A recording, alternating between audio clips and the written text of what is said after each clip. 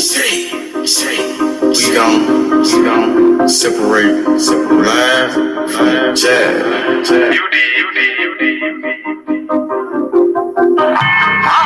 You might understand me. Ain't always better than now. Ain't feel better than no music. Trap. I'm on my motherfucking trap shit. I'm on my motherfucking trap shit. I'm on my trap shit. NBA, I'm the number one in trap. D57, nigga on his ass down quick.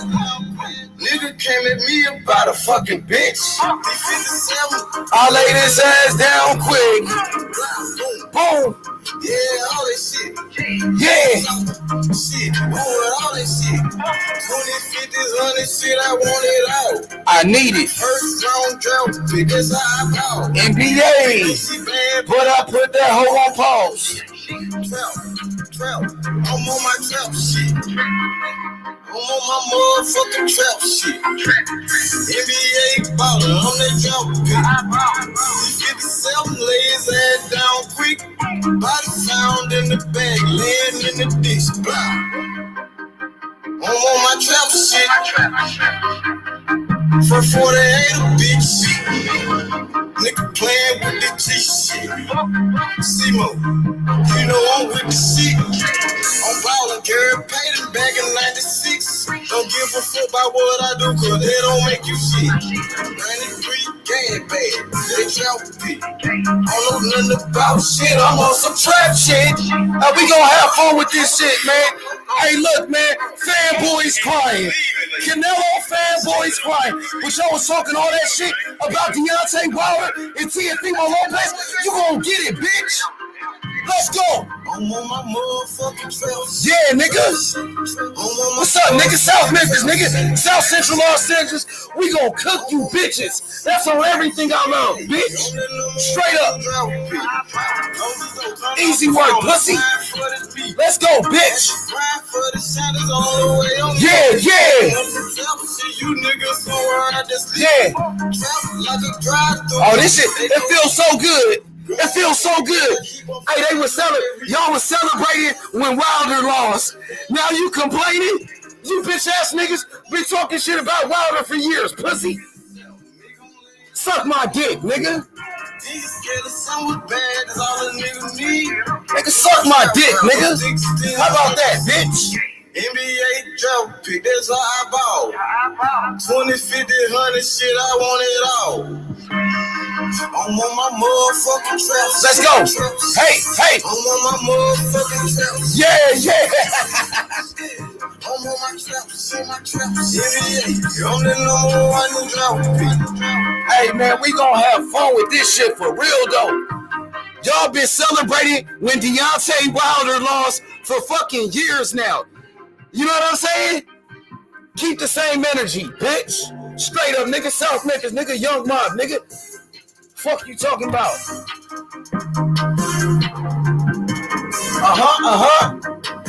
Let's go.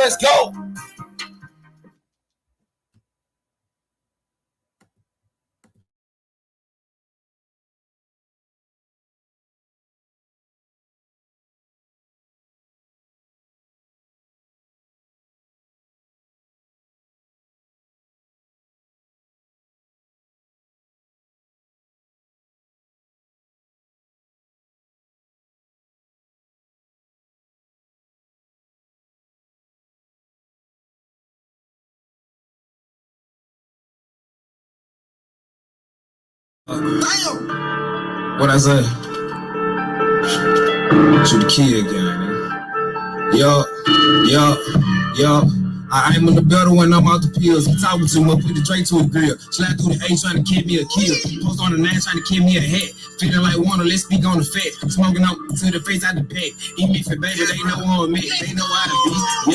Yo. League on the war, nigga know to be ready. Ain't in the slamming, he telling no telling. He coming home slamming shit like he million. Got on my ass, I got tired of this stress. My bitch got a body, she came with a billion. Hoes in the attic, I'm feeling like Billy. Hoes in the attic, I'm feeling like Billy. Yo, boy, this and this and then. If I hop out the cup, boy, you know we gon' spin again. I'ma call him my evil twin. This a Q37, you know we gon' spread the fin. And ain't no not to fuck with me. Doing so out of town, ain't no nigga touching me. And ain't no nigga bucking me. I ain't squashing no B nigga, know that this stuff is yo.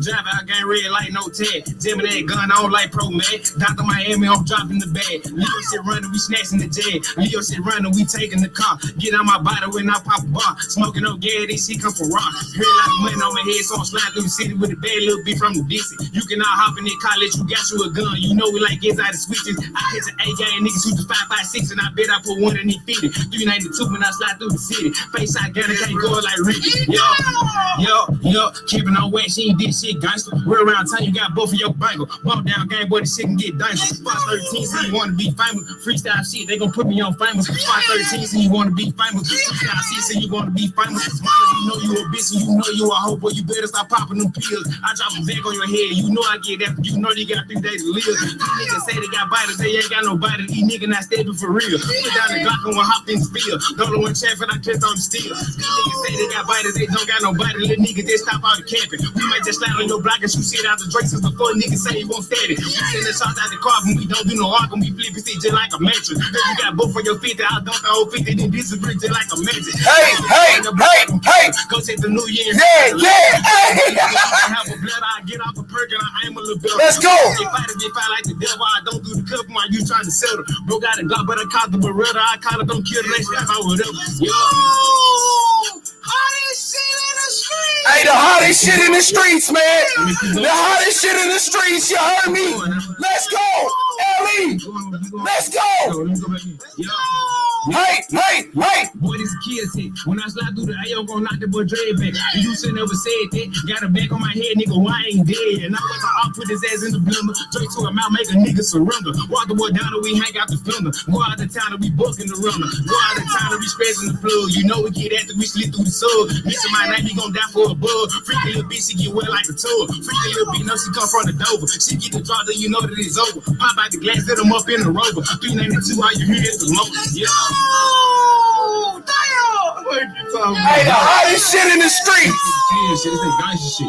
Nigga, this that real gangsta shit. Fuck you talking about?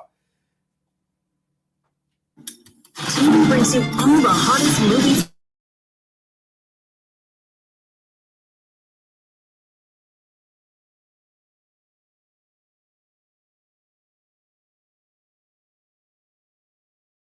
And we know the Canelo fanboys bitching and crying, just like last Saturday when Oscar Valdez got his ass whooped. Canelo said he got robbed. Hey, Canelo said he got robbed, man. Canelo said he won the fight, man. Canelo said he got robbed. Hey, man, he's delusional. He's clearly delusional, and so is his fanboys. And we gonna cook his ass the same way we cook Caleb Plant, the same way we cook Deontay Wilder on this same motherfucker. We gonna keep the same energy. You know, I don't want to hear shit, bitch. You know what I'm talking about? Yeah, it was okay to throw Deontay Wilder under the bus, the black fire, you punk ass bitches. You motherfuckers been laughing, talking shit about Wilder for years, nigga. Now keep that same energy, bitch. Let's go. Yeah. Okay. Put his ass in the bloomer. Drop to him out, make a nigga surrender. Water boy down and we hang out the filmer. Go out of town and we bugging the rumor. Go out of town and we scratching the blood. You know we get after we sleep through the sub. You know my night he gon' die for a bug. Dying bitch, she get wet like a tub. Let's go. She come from the door. Let's go. You know that it's over. Pop out the glass, hit him up in the Hey, Canelo fanboys crying like some bitches. Y'all was celebrating when Wilder lost. Now y'all crying like some bitches. And we gonna have fun cooking you bitches. Nigga, that's on God, nigga. Fuck you talking about, nigga. Canelo fanboys crying like bitches. Yo, shit. What's good, brother? Boxing? Oh, it was okay to talk shit about Deontay Wilder for years. Yep. And these same motherfucking fanboys that's bitching and crying, they was talking shit about Wilder, calling Wilder all type of names. Yep. They only do this to, you know what kind of fight. Go ahead, talk about it. They only it's cool, do this to black fighters, bro. They only. It was okay to throw Wilder under the bus. It was okay to Floyd talk about Shakur Stevenson, Devin Haney, all the fucking American fighters. It was okay to talk shit about Caleb Plant. But when Canelo lose one fucking fight, y'all bitching and crying. Just like they did with Oscar Valdez, bro. Wilder? Just like they did with Oscar Valdez. Hold on. He's the same. Yeah, come on. Hey, check out this comment from this shit to Oscar Valdez. The same motherfucker that said, oh, the hand wraps. Oh, Shakur was a middleweight. Shakur's on fucking exactly. This shit and this shit. They only fucking use the black fighters, bro. They don't use no other fucking race but our race, bro. I'm tired of this shit, bro.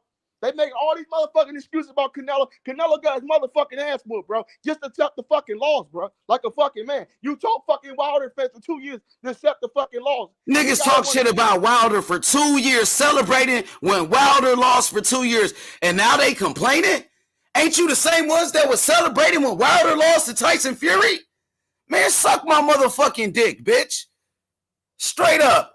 Hey, Ellie said they celebrated when Wilder lost. Now, he said, now how does it feel when your king loses? Exactly. Thank you, Ellie. Thank you, Ellie. Y'all been race hustling this whole fucking time.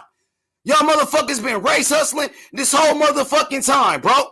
Doing the same shit as the LDBC. Straight up punk bitches.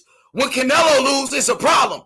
But it was okay when H Money was on here talking about Wilder. It was okay when I was talking about Wilder. Talking about the black man. Talking about the black man. Yeah, that was okay when I was talking about another black man, my own fucking brother. But soon we talk about the Mexican. These guys got to make about race. They got to call niggers. They got call. Hey, you talking about making it race? Why the fuck was Canelo fans calling me the N-word yesterday? Calling us niggers and all type of names. Yeah. Because Canelo lost the fucking fight. Racist pieces of shit.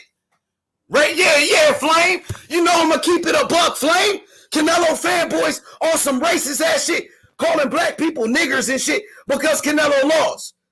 Because he lost one fucking fight. Let's call all these motherfuckers. Where's the same niggas that back in early 2022 when fucking hey, Flame, what you thought I wasn't gonna keep the same energy? That we was cooking these keep the same fucking energy. Same niggas out today. Where niggas at? When Caleb Plant lost, same thing. I said Caleb Plant exposed by Canelo. When Canelo lose, I did the same thing. Canelo exposed by Bivol. But now they calling me a nigger. Calling me the N-word. When Wilder lost, the same shit. Deontay Wilder exposed by Tyson Fury. You know what I'm saying? This shit is pathetic, bro. The whole fucking and we going, man, I'm gonna cook the shit out you fucking fanboys. Yo, H-Money, the whole fucking internet clown Wilder. But nobody wants to clown Canelo. They were celebrating when Wilder lost, calling Wilder all type of bitches, all type of names. But nobody had nothing to say about that. It was okay to do that to Wilder. It was okay to treat Wilder like that, the black man. But it's a problem when we call Canelo out for getting his ass whooped. But now it's a problem. But it wasn't a problem for the past 2 fucking years, what y'all was saying about Wilder. Punk ass bitches. We're the same I ain't no coon ass nigga. You got me fucked up, nigga. Energy, bro. I thought you niggas don't like excuses, bro. I thought you guys were Canelo said he got robbed. What about that excuse? And then they say, well, fucking vegan diet. They said the problem, yo, H-Money, they say he wanted a fucking vegan diet. That's why he lost his fucking fight. Because was talking all that shit about Shakur Stevenson, calling Shakur Stevenson a woman beater. What about that?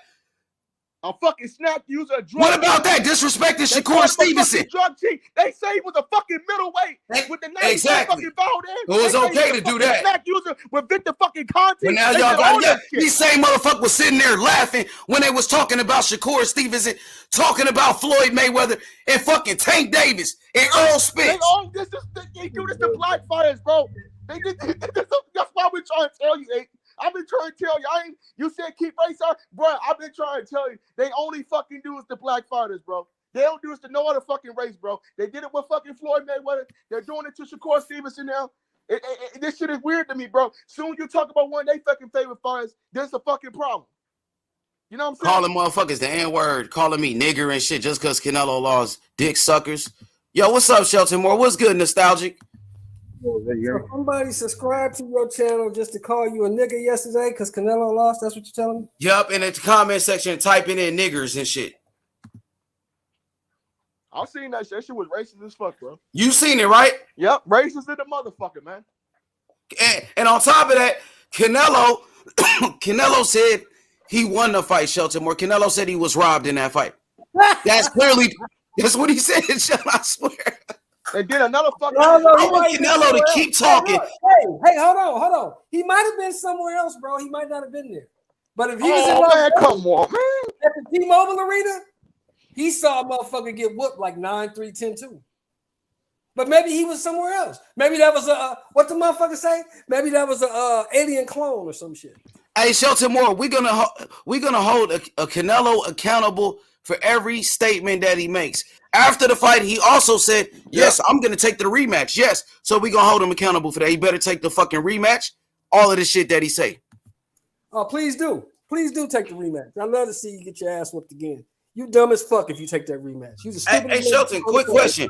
When Deontay Wilder lost, all of these Canelo fanboys were celebrating when Wilder lost. They've been celebrating for 2 fucking years. They call Wilder bitches, hoes, said Wilder was using race, but they're doing the same exact thing as Wilder and the Wilder fanboys. What you got to say about that? Ain't no fun when the rabbit got the gun, huh? Yep. Yes, sir. Ain't no fun when the rabbit got the gun. Yeah, see, now don't get it twisted now. I shit on Wilder too. But I didn't shit on Wilder because none of that other bullshit, because I didn't pay that attention, because that's some weirdo shit. I shit on Wilder because he made excuses. And Canelo making the same excuses. Canelo making excuses. Bro, Canelo say lost the That's why Canelo. Hey, Shelton Moore, that's the same reason why we getting on Canelo's ass, because he's making excuses just like Wilder and T.O. If you're making excuses, fuck you. You got your ass whooped. Go back to the lab, get better, take the fight again. Yo, but yo, excuses. So you got me honest, though, I thought I won. Fuck all that shit. You got your ass whooped. You know you got your ass whooped. Yo, everybody you gotta be honest though, bro. They was getting like they was doing Wilder dirty. I ain't gonna hold you, bro. They was going way too far. Niggas was going way too far. But let's just be honest.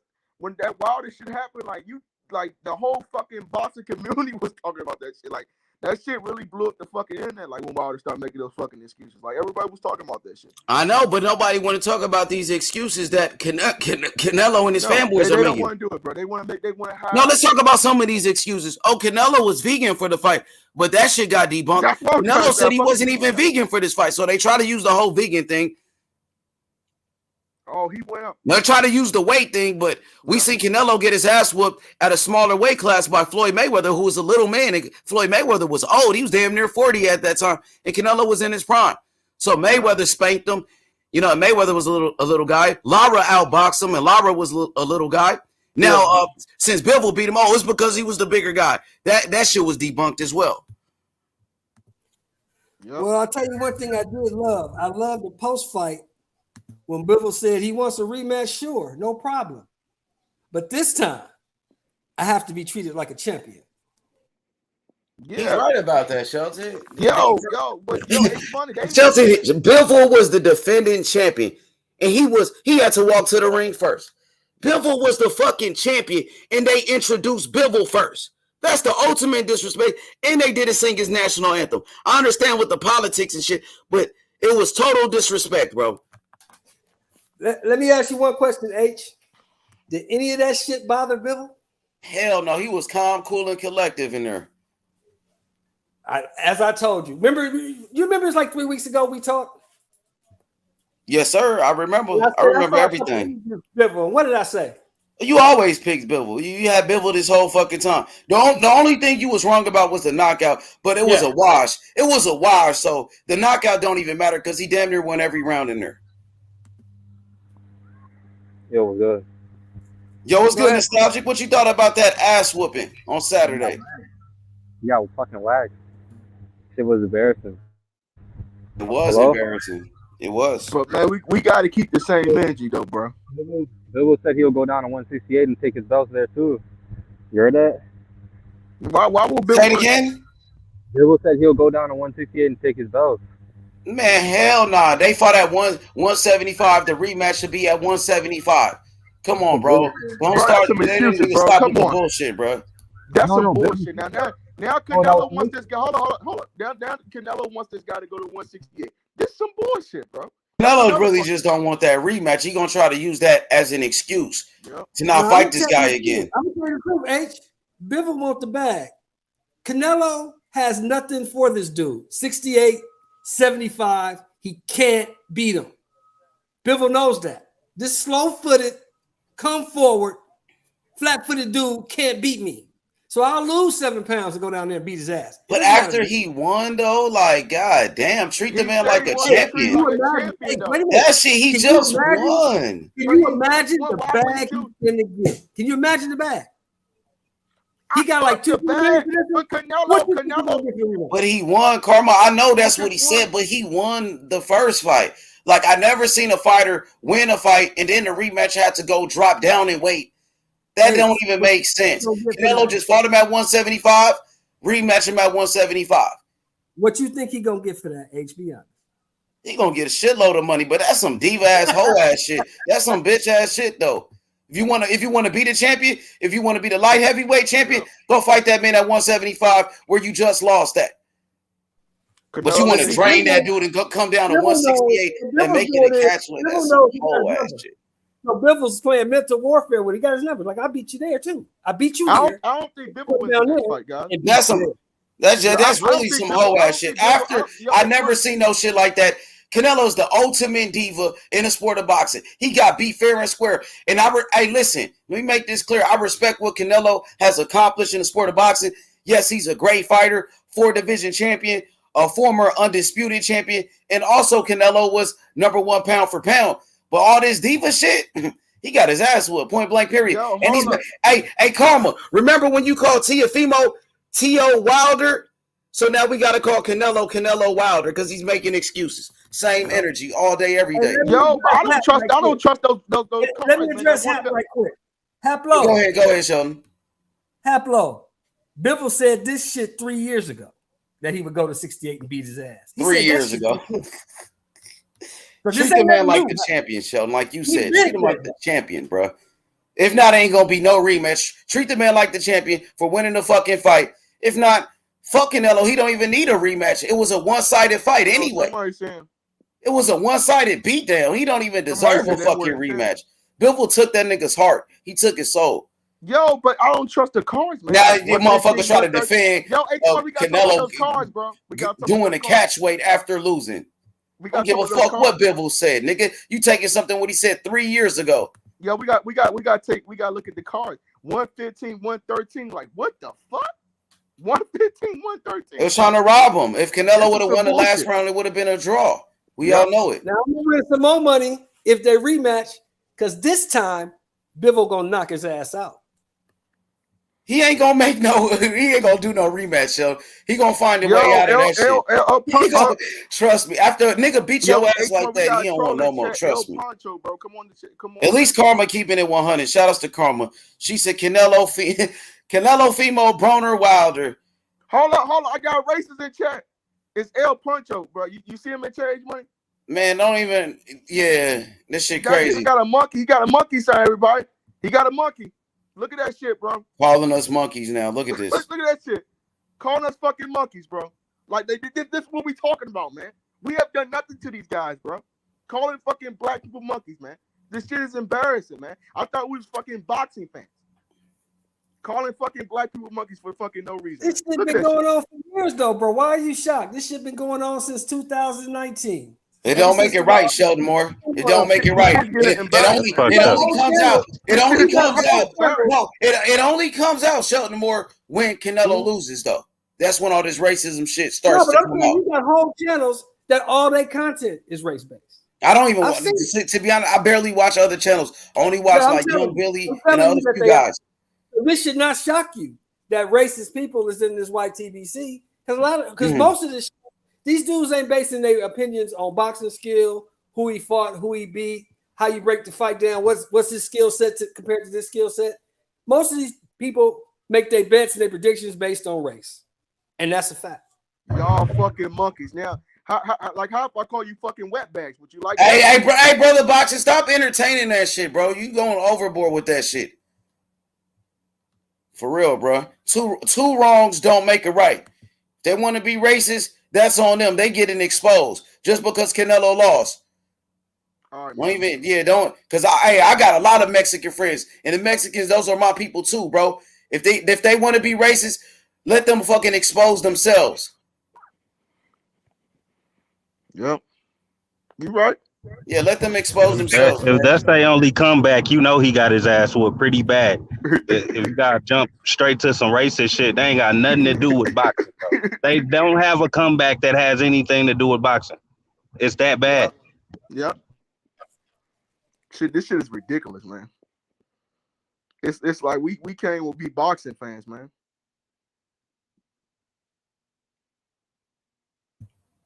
That shit is crazy, bro. Like, I was want to know Canelo who allowed to criticize Canelo since black people not. Exactly. Who's The allowed? Who's motherfucker ain't allowed good to? enough, bro. Accept it. The motherfucker ain't good enough. It don't matter if they fight at 55, 75, 95, 45. We're gonna beat his ass. He ain't good enough. That's crazy. And motherfuckers really Hey. pushing Canelo to get a rematch at 168. They You mad. should They be mad because they against that, can't if keep saying he anything. better than Floyd, bro. When That's what they Mayweather was mad doing about. catch weights, they had a problem They- with it, but it's okay for Canelo to get a catch weight after he took an ass whooping. And motherfuckers to They push wanted that shit. They wanted Canelo to surpass Floyd, and this is another fucking reason why he never will, bro. That's why they hurt so bad, because they was already Yep. trying to act like because Canelo moved up so many divisions that he surpassed Floyd. Even though Floyd beat the shit out of him, they don't want to talk about that. Yep. They just gonna These find a way fanboys to are pretend he crazy. better These than Floyd. fanboys are crazy, man. They're racist and they're crazy, bro. That's what I'm saying. They gotta pretend. You gotta pretend that this guy's something that he not just because he Mexican. Like Yeah, that man, shit is just keep the silly. race shit out of it, man. Just try to keep the race shit out, because I fuck with the Mexicans. I fuck with I'm everybody. talking Let me about say the this. Let me people. say this real quick, brother, because I got love for everybody. Black, white, Latino, Korean, Japanese, Russian, fucking Ukrainian, Cuban. We love everybody over here, bro. But we ain't gonna tolerate no racism, bro. Bro, I'm talking about the people in the comments saying monkey and stuff. I'm talking Yeah, about of them. course. Block them. Everybody got a rich, right? Just block their ass. Hey, Brother Hood, you know what I say all the time, right? What? If you think Canelo is so good, put his ass back in there. Yep. He ain't gonna do it, Sheldon Moore. He said he want to do the rematch, so he got to take H it. Money, where's Prime? Where's all the Canelo fans at? Where's Bro, Prime? I don't give a fuck where he at. You know what I'm saying? Fuck him. I don't give a fuck. You hear me? Yep. We right here, nigga. We doing the same shit we been doing. That's all they gotta do, y'all. If you think he got a shot at beating this kid, put his motherfucking ass back in there. Yep. Simple. I ain't heard them asking for a Floyd rematch, so I doubt it. They said if Floyd come back in retirement, they said if Floyd come back to boxing, Canelo whoop his ass. I'm like, bro, y'all really crying about Floyd Mayweather, man? Still, they talking about, oh, Floyd fought when he was 23 years old. I'm like, damn, he's a unified champ who just beat fucking Austin Trout. Nah, Karma, you right. You never do duck the smoke. You always here, no matter what, win or lose. I give you that. Shout outs to Karma Serene. Much love for Karma. It's all good, Karma. Canelo's a great fighter. I already said it. 4-division champion, former undisputed champion, former number one pound for pound. Give him every respect that he deserves. But he got his ass beat on Saturday, and it wasn't even close. He's done great things in the sport. He's a great fighter. But this guy, too much for him. He can't beat him. He said he's going to take the rematch, Shelton Moore, so we got to wait and see. Right after the fight, he said, yes, I'm going to take the rematch. So he got to be held accountable for what he say. He got to take the rematch since he said he was. And if he don't take the rematch, we know what that is. It's clearly a duck. Oh, it's fine for me. I would love to see him take the rematch. I want to win some more money. I want 600. I ain't tripping. I know what the outcome going to be. It's going to be the same, probably worse. He might get stopped this time. But go. This will be the first time he ever took a rematch after being completely schooled. He damn near almost stopped Canelo. He and Canelo with some hard ass punches too, bro. Put his motherfucking ass back in there. He didn't even want to rematch Lara, bro. Why you gonna rematch Bivol? I know he didn't want that rematch with Lara for sure, but he lost this fight. That's why. So he didn't have to rematch Lara because they gave him the robbery decision, right? So It is what it Canelo is. really had like about 4 losses in his career. And you know what? I'm on H's team. Fuck that. I was arguing with H for a minute yesterday. So H, I'm on your team. Fuck, put his ass back in there. Put him back in there, Sheldon. He said he wanted. He said he was gonna do it. Put him back in there, Sheldon. What's gonna happen if they rematch again, Sheldon? Let me know, Sheldon, because we didn't listen to you the first time, Sheldon Moore. Let us know, man. This time he might get stopped, bro. He might stop his ass. I mean, the dude, he had no answers for the dude. Canelo is what he has been. People making these excuses that, oh, he didn't look like this, he didn't look right, he didn't look the same. I saw the same guy that I saw in the last 6-7 fights. Flat-footed, come forward, power puncher. Good head movement. He even used his head this time. I don't know why, but good head movement. That's all he got.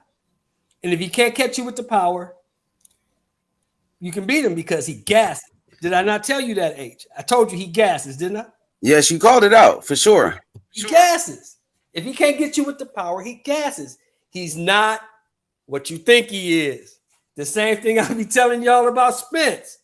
He's not what you think he is, but you will see. Hey, check out this comment by Jerome. He said, Big Nello losing to Bivol was zero shame to the game. Dude was speaking with emotions, so I let him slide. But you didn't let Wilder slide. Look at the excuses that they will make for fucking Canelo. Saying Canelo was speaking out of emotions, so he let him slide. But you didn't let Wilder slide. You didn't let Teofimo Lopez slide. So you just pick and choose, huh? I see what you want. Yeah. They gonna fucking just make up some shit that Canelo never said to give him That an shit excuse. is really sad, bro, with these boxing fans, bro. So it wasn't okay for Wilder when Wilder was speaking out of emotion after he lost to Fury, and he made excuses. But y'all talk shit about Wilder for fucking years. So okay. If we gonna give Canelo a pass, let's give Wilder a pass. They're not, bro. They've been talking about Wilder for 2 years now. Yeah. It's too late for that. It's too late for that. Yep. Let me ask you a question, H. Why did you just say this dude ain't what we thought he was? Oh, he a hell of a fighter. I give him that. He a hell of a fighter. I mean, he a good fighter. He a great fighter, Sheldon Moore. But some of the shit, they kind of did kind of overhype him a little bit. I would say that somewhat, Sheldon Moore. Like he do got them accolades. But they kind of overdid it, man. They went overboard, I think. Come on, man. Motherfuckers talking about he gonna go to cruiserweight, he gonna go to heavyweight. Yep, he's gonna be Usyk. Yeah. Are you motherfuckers serious? Nigga, even after the loss to Bivol, they said he still might move up to cruiserweight to fight Bivol. I mean, they said he's gonna move up to cruiserweight to fight Mukabu after losing this fight. They want him to move up. They still want him to move up. Ass in there. Put his ass in there. That shit is crazy, bro. So the size ain't a problem because he's trying to go to a higher weight class than fucking 175. Yep. Yeah, the skills the problem. Mukabu ain't got no fucking skills. That's why he rather fight him. The size is a problem, but you say he's great. Put his motherfucking ass in there. Dude, I think he's. I mean, he might be Mukabu now because Mukabu really got the skills like Bivol. They say Wilder had a worse excuse though. Nigga, an excuse is an excuse. It's all the same shit. Right, y'all only accept like C-level excuses, I guess. They only accept excuses from Canelo. Only if it comes from Canelo, but not Wilder. Canelo's excuse is better. Okay, I got one for y'all. Check it out. I got one for y'all. Okay, Bivol was the WBA light heavyweight champion of the world, right? Yes, sir. So maybe he was just a little bit too good. So I tell you what, let's drop it down a notch. Put his ass in there with Zerto Ramirez. Zerto fuck around and stop his ass. Zerto got more power. He'll probably knock his ass out. Bivol ain't no Hall of Famer or nothing of that nature, bro. He a regular fucking fighter.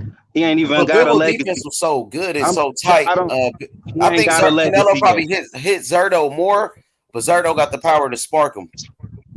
Well, I'm saying he just made a whole legacy off one win. Anything he did before that, well, nobody talking about him being a great of this fucking era or nothing of that nature, bro. So people acting like it's okay for Canelo to lose to a guy like him is bullshit, bro. Because Bivol Bivol wasn't even top 10 in the sport.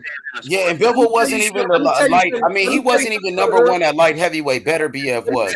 He just was a belt Yeah, holder. he wasn't even the best in his division. You can go get any of them dudes you want to get. You can get Charlo. You can get Plant. You can get Benavidez. You can get any of them dudes from 68 you want. And Bivol beats their motherfucking ass. Any of them. Well, I don't see any of them dudes on top of Sheldon, anybody. he probably would, Sheldon. The way when he boxed, the way he moves, Sheldon, and his jab and his cardio, he probably would beat all of them dudes for real. I think Benavidez would be a good test for him, but I think Bill will probably outbox Benavidez. He don't get fucking tired. Benavidez too flat-footed. Probably box circles around that boy. That's 75. That's all I'm trying to say. That don't make no sense. None of that. I'm saying this dude fights at just because you beat Canelo don't mean you a world beater, bro. Come up to 75, they getting their ass whooped. They can't fuck with that dude, man. That dude is too good. He is now good motherfucker though. Now he unbeatable because he beat Canelo. That nigga good though. Hey, brotherhood, that nigga sharp as shit. He don't even get tired. That nigga can box, bro. There ain't no reason to be saying he beat everybody else that exists, bro. It's people at 75 that can beat him. It's not people at 68 that can beat him. It's people at 75 that can beat him. How do we know that? Zerto just moved up. I mean, everybody hit the like button, bro. We got 43 people in here, only 17 likes. I know you can Canelo fanboys butt hurt that he got his ass beat. Hit the fucking like button, fanboys. What's good, H Money? What's happening? Joseph, what's good, my boy? Salute. This shit is funny to me, man. I was on YB channel a few weeks ago talking about Bivol barely losing rounds. He's got an elite jab. You know, it's finally good to see people finally see some of the things that a lot of us have seen in Bivol and some of his skill set and what he brings to the table. And see him executed against an opponent that a lot of folks didn't think he'd be able to do it against because they were poo-pooing on his level of opposition and not respecting his amateur background like they give, you know, guys like Lomachenko so much praise for. So, you know, I was just happy to see him go out there and do all the things that I knew he was capable of doing against Canelo. And like Sheldon Moore was saying, it doesn't matter how many times they fight. Canelo is not ever going to beat this guy. For one, he doesn't utilize a jab, and you can't just get on the inside and think you're going to land power shots without setting it up against a guy like Bivol. He's too fundamentally sound. It's not going to happen. You may get away with that with the Liams and the Callum Smiths, and, you know, you might be able to get away with it, you know, against a Billy Joe Saunders and not have to utilize in the jab.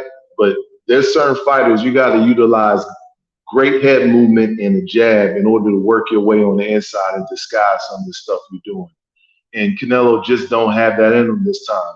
And I want to challenge everybody who put Canelo as the king of boxing. How did he earn it? Did he beat the man who was the man, which was Floyd Mayweather, to take it away from him? Or did just the media just gift this title to him? You know, I understand he got accolades, he won some titles, he moved up in the divisions, but last time I checked, you had to beat the man in order to get that mantle, not just it be given to you. So for that reason on, I've never really. Hater, bro. They gonna say you a hater then.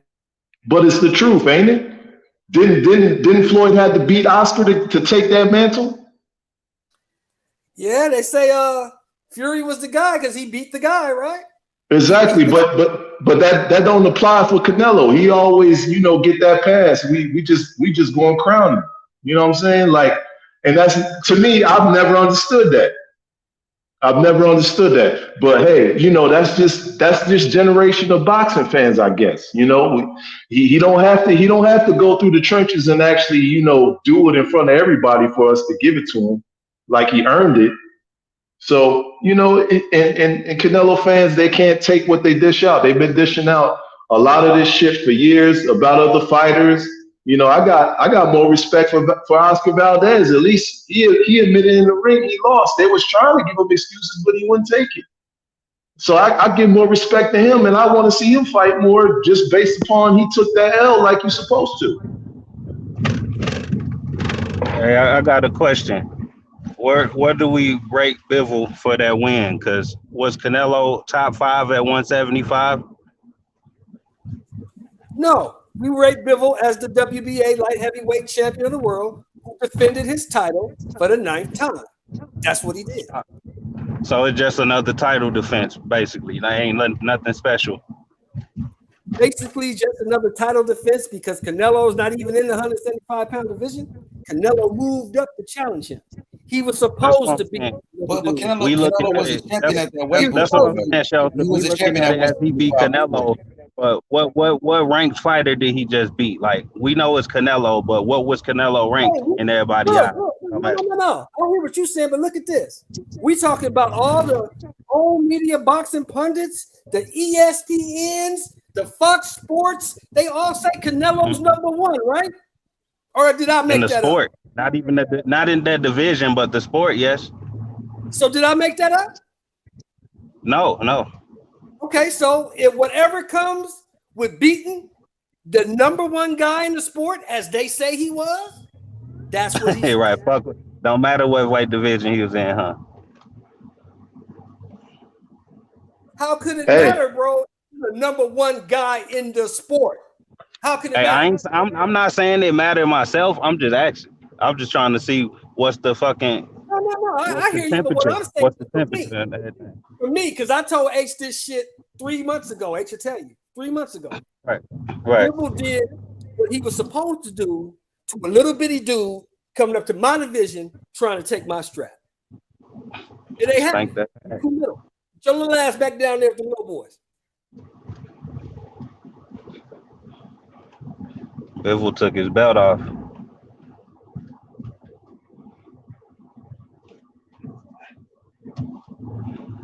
The thing is, like, Canelo was a champion at 175 before. That was his second fight at that weight class. He won a world title right there. Some people felt like he beat the number one light heavyweight at that time, and Sergey Kovalev, bro. So he got his ass. Yeah, they would. If Canelo was faced, he would be the favorite. Canelo would have been the favorite. Yeah, but they were saying Kovalev was the number one light heavyweight at that time, Sheldon. That's all I'm saying. They said he beat the number one light heavyweight. But we know that Bivol was down there and Kovalev wasn't the number one light heavyweight. Because Bivol was and Better Beef was there too. We don't know who the fuck who was the number one because they haven't fought each other. But yeah, exactly. But they said Kovalev at that time had the best resume. Kovalev was the crusher. He been in there with Ward. He really beat Andre Ward. Kovalev beat Bernard Hopkins. He had the best resume when Canelo beat him. I saw Ward beat him twice. But anyway, like I said, we can't say that Bivol's the number one heavyweight because Beterbiev is down there. He got Bivol got the best win, no doubt about that.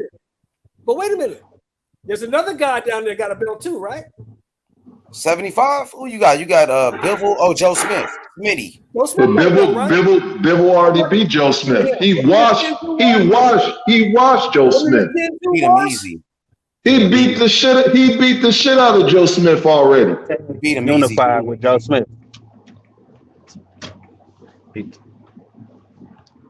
I mean, why? Just because he got a belt, don't mean he got to beat Joe Smith ass again. We know what happened. Hey, that Joe Smith fight was even less competitive. Exactly. What you thought about that fight, brother? Yeah, shit. What's up with it? Hey, what's up with this nigga Prime, man? This nigga Prime be fanboying his ass off, bitching. He's a dick rider, you know. I mean, he's a Canelo fanboy. Yeah, I mean, look, we got a show over here where, you know, every time you get up on here, you be telling everybody leave that race shit alone. But man, this nigga be fanboying his ass off. Yeah, bringing up that race card, the Canelo fanboys. Oh, this is what he told me, Sheldon. He said he's so happy that there's a Mexican as the face of boxing. He said, I'm so proud. I'm happy that a Mexican is the face of boxing. I told him, I don't care who's the face of boxing. It could be a Mexican. I love Mexicans. It could be Tyson Fury, a white man, or Terrence Crawford, a black man. I don't care who's the face of boxing, but you do. You care. But now since Canelo lost, you upset that he's no longer the face of boxing. They made it about race. You know what I mean? I just want to know, did he throw his fucking TV out the window like he said he would? Motherfucker probably stopped watching boxing after that shit. Hey, my boy Hyphy, man, what you thought about that boxing lesson that Bivol gave Canelo, man? He made it look easy. Yeah, hey, it's funny because your boy True School Sports, he changed his name on YouTube to I know, he got me laughing with that one. BT True School Sport, he changed his channel name to Canelo Exposed by Bivol. His whole channel changed the name. Wow. I'm subbing just cuz, bro. He got a sub from me. Yeah. I mean, for like somebody that's considered a pound for pound fighter, just the lack of adjustments I seen in that fight. Like, you keep on doing the same goddamn thing. I can't imagine like a Terrence Crawford or I just couldn't imagine him doing the same exact thing that's not working in a whole fight. And you know what I'm saying? Like, to be a pound for pound fighter, that's pretty ridiculous. I can't even imagine Usyk going out like that. Hey, do y'all remember when they interviewed Bivol like a month ago and they told him Canelo was sparring with heavyweights? You remember what he said? What'd he say, Sheldon? Remind us. He said, I don't give a fuck if he's sparring with aliens. Don't have nothing to do with me. Man, Bivol was like a fucking machine in that fucking ring, bro. That shit was crazy, bro. Canelo couldn't hurt him with anything. His fucking defense was so sharp. He catching everything with his elbows. And after the fight, he was like, did Canelo hurt you? He said, yeah, he hurt my arm. He could have hit my face, though. He was only hitting his arms, bro. Bivol is a fucking animal, bro. Like, he could box like a motherfucker, bro. And now he's a star. Now he's a star now, bro. Canelo is a good fighter. Let's not take it for. He's a good fighter. He's a great fighter. I say great. I will go as far as say he's a great fighter. He's a 4-division champion, 3-division lineal. I mean, you can't take that from the dude. You never take that up from him. He's a first ballot Hall of Famer. But this guy is too much for him. He can't beat this guy. With that type of style, Sheldon, he cannot fuck with that boy, bro. What I say right after the fight? Remember, I came on your panel. What did I say? He too young, too big, too good. Ain't they like the same age, bro? Like, he ain't even younger than Canelo. Canelo might be younger than him. Bro, they're the same. They're the same age, bro. They the same age. They're the same age. I gotta remember this. His amateur record is 237-13. That's his amateur record. His pro record's only 18-0. Canelo got what? 15 amateur fights, 61 pro fights. What's that? 76 fights? I keep telling people to stop shitting on people's amateur background, man. That shit matters. Yeah, I try to tell him when I talk about David Morrell. When I bring up David Morrell amateur record, damn near 250 wins, only 2 losses. Oh, it don't mean nothing, H Money. It's the amateurs. Bullshit. It don't mean nothing when it comes to Morrell, but it only means something now because Canelo lost. Like, I mean, I got it, Sheldon. You've been saying it, Sheldon. You called it. I'm gonna tell you what that means. That means you've been all around the world fighting. That means you've been in hostile territory before. That means you've been on big stages. That means Sheldon, you know what else you was right about? You said Terrence Crawford was the best fighter in the fucking world. And now Terrence Crawford is the #1 pound for pound. Hands down. You called that from the beginning too. I still stand by that. And we gonna see if that fight ever gets made. You gonna find out why I'm so high on Crawford. If that fight ever gets made between him and Spence. I want to see that fight with Spence too. Like, I would love to see that fight with Spence. But at this point, Terrence Crawford don't even need Spence. He's already the #1 fighter in boxing, pound for pound. Earl Spence needs Terrence Crawford. Yeah, if you want to be considered the guy, he do. They both need each other. Crawford's already the #1 pound for pound, bro. They both need each other. It's already cleaning out his division. I don't know what Crawford doing. Crawford been cleaning out divisions at 140 and 135. Spence cleaned out a real division, not in Dongo and shit. Last time I checked, 140 is a real division and 135. Been around longer. Tell Ndongo move his ass up then. Fight Spence. Let's see how But that. hey, at the end of the day, Crawford is already the number one pound for pound. Let's Spence, see let me just say this. Let's see Khan versus Spence, and let's see how Spence Spence need Crawford destroy more his than ass Crawford needs compared to Spence. Crawford. That's all I'm saying. Crawford is already solidified number one pound for pound, already the fucking a walking Hall of Famer. Not if your best win is He time. already was undisputed. Earl's still trying to get to undisputed. Today, first ballot. Y'all got Usyk fucked up, man. Usyk is a beast, but Crawford is number one right now, bro. And let me go back to something that Shelton has said, because we be hearing this a lot. So, like, you know, a fighter, they be talking about, oh, I know so-and-so, he be sparring with heavyweights. He spar heavyweights and be hurting them. The difference is them heavyweights, them is not no motherfucking top heavyweights. That be the difference with all these dudes. I get tired of hearing that shit. Earl Spence was hurting heavyweight.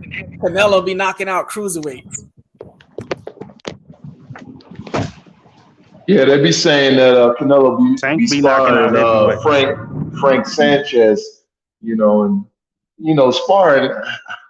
They be working on shit, but when you see Canelo spar, I didn't see much change in his sparring than what he did in the ring last Saturday. It looked like the same dude, just trying to walk somebody down, not utilizing no jab, no head movement, thinking he can just throw power punches. Like the same shit they criticized Wilder for doing, like throwing wild shots, throwing fucking power punches the whole fight. That ain't elite fucking boxing to me. That's just a dude trying to look for a knockout and can't find it. He been doing that shit for his last 7 fights. I seen the same dude I've been seeing for the last couple of years. I didn't see no change. I didn't see no he looks slower. Or none of that. He looked like the same fucking Alvarez. Chelsea, you didn't think like Canelo got better like throughout the years at all? He's the same flat-footed, come forward, power punching dude I've been seeing since he fought Lara, since he fought Mayweather, since he fought Cotto, Trout. He's the same fucking dude. He don't do nothing different. Well, what about the way Canelo cut the ring off? Everybody was saying Canelo got better at cutting off the ring. He don't have to cut off the ring. He got better because of the drugs. Think about his last 4-5 fight. Who has he fought lately that don't stand right in fucking front of him? Well, Billy Joe Saunders was a mover. You had Caleb Plant who could box and move. He didn't move too much. He's still right in front of that dude. Because if he was boxing and moving, he would have got caught with that fucking shot that he ducked down into. He's still right in front of that dude. Caleb Plant still right in front of that dude. The problem with the Caleb Plant fight is Caleb Plant kept getting physically. Hey, I'm sorry, Joseph. Jerome Benjamin says a bit harsh, Shelton. You just don't want to hear the truth, bro. If you can't handle the truth, it's not the channel for you, bro. Point blank, period. You gotta stop with all that soft ass shit. We don't know what it is. Shelton been watching boxing. Me and H is tight people's heads all the time. I've been telling H, and he'll tell you this. That dude ain't that good, man. That's Sheldon opinion. If you can't handle it, bro, this is not the channel for you. If you can't take the truth. If you can't handle the truth about your favorite fucking fighters, get the fuck up out of here. Point blank, period. I don't give a fuck. Go ahead, Joseph.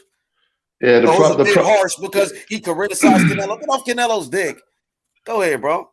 Man, y'all fans gotta understand, like, y'all gotta have thick skin in this boxing. If y'all gonna sit here and talk shit about other fighters, when it's his turn to take that ass whooping, y'all gotta hold that L just like he gotta hold that L.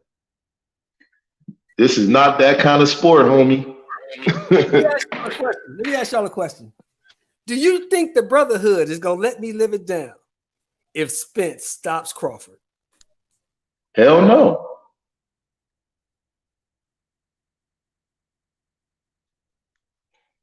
They know what's up. Brotherhood, you ain't gonna let it go? If Spence stop him, you ain't gonna let it go, Brotherhood? It's gonna be at least 3 years of trolling. He been waiting for Crawford to lose for a while. He thought Porter was gonna get him. He thought Kell Brook was gonna get him. So he waiting for that moment. But yeah, I think Canelo did get better throughout the year, Sheldon. But I respect your decision. You got it right anyway. So you feel like Canelo hasn't been getting better cutting off the ring. But that's what everybody was saying. Canelo is not the same fighter when he fought Mayweather. He got better. He knows how to cut the ring off. But you saying that's all cap. pretty much. Canelo was able to do this to Caleb Plant. He was able to hold Caleb Plant with his lead hand, hold Caleb Plant in place, and was able to land left hooks on Caleb Plant when Caleb Plant was trying to move. He was physically showing that he was the stronger guy against Caleb Plant.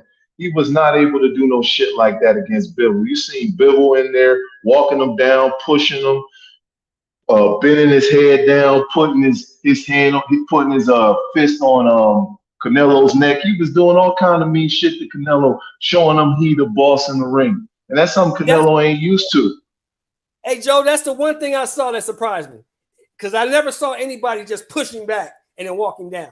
And But this is what I was saying on Young Bill's channel. I was telling you, Bivol got a mean streak, and people mistake it because he's a quiet guy. He's respectful on the outside, but in that ring, he's mean in the ring. And it don't mean that he just get dirty with you. He do some shit to let you know, like, yo, I ain't no fucking chump up in here, and this gonna be a fight.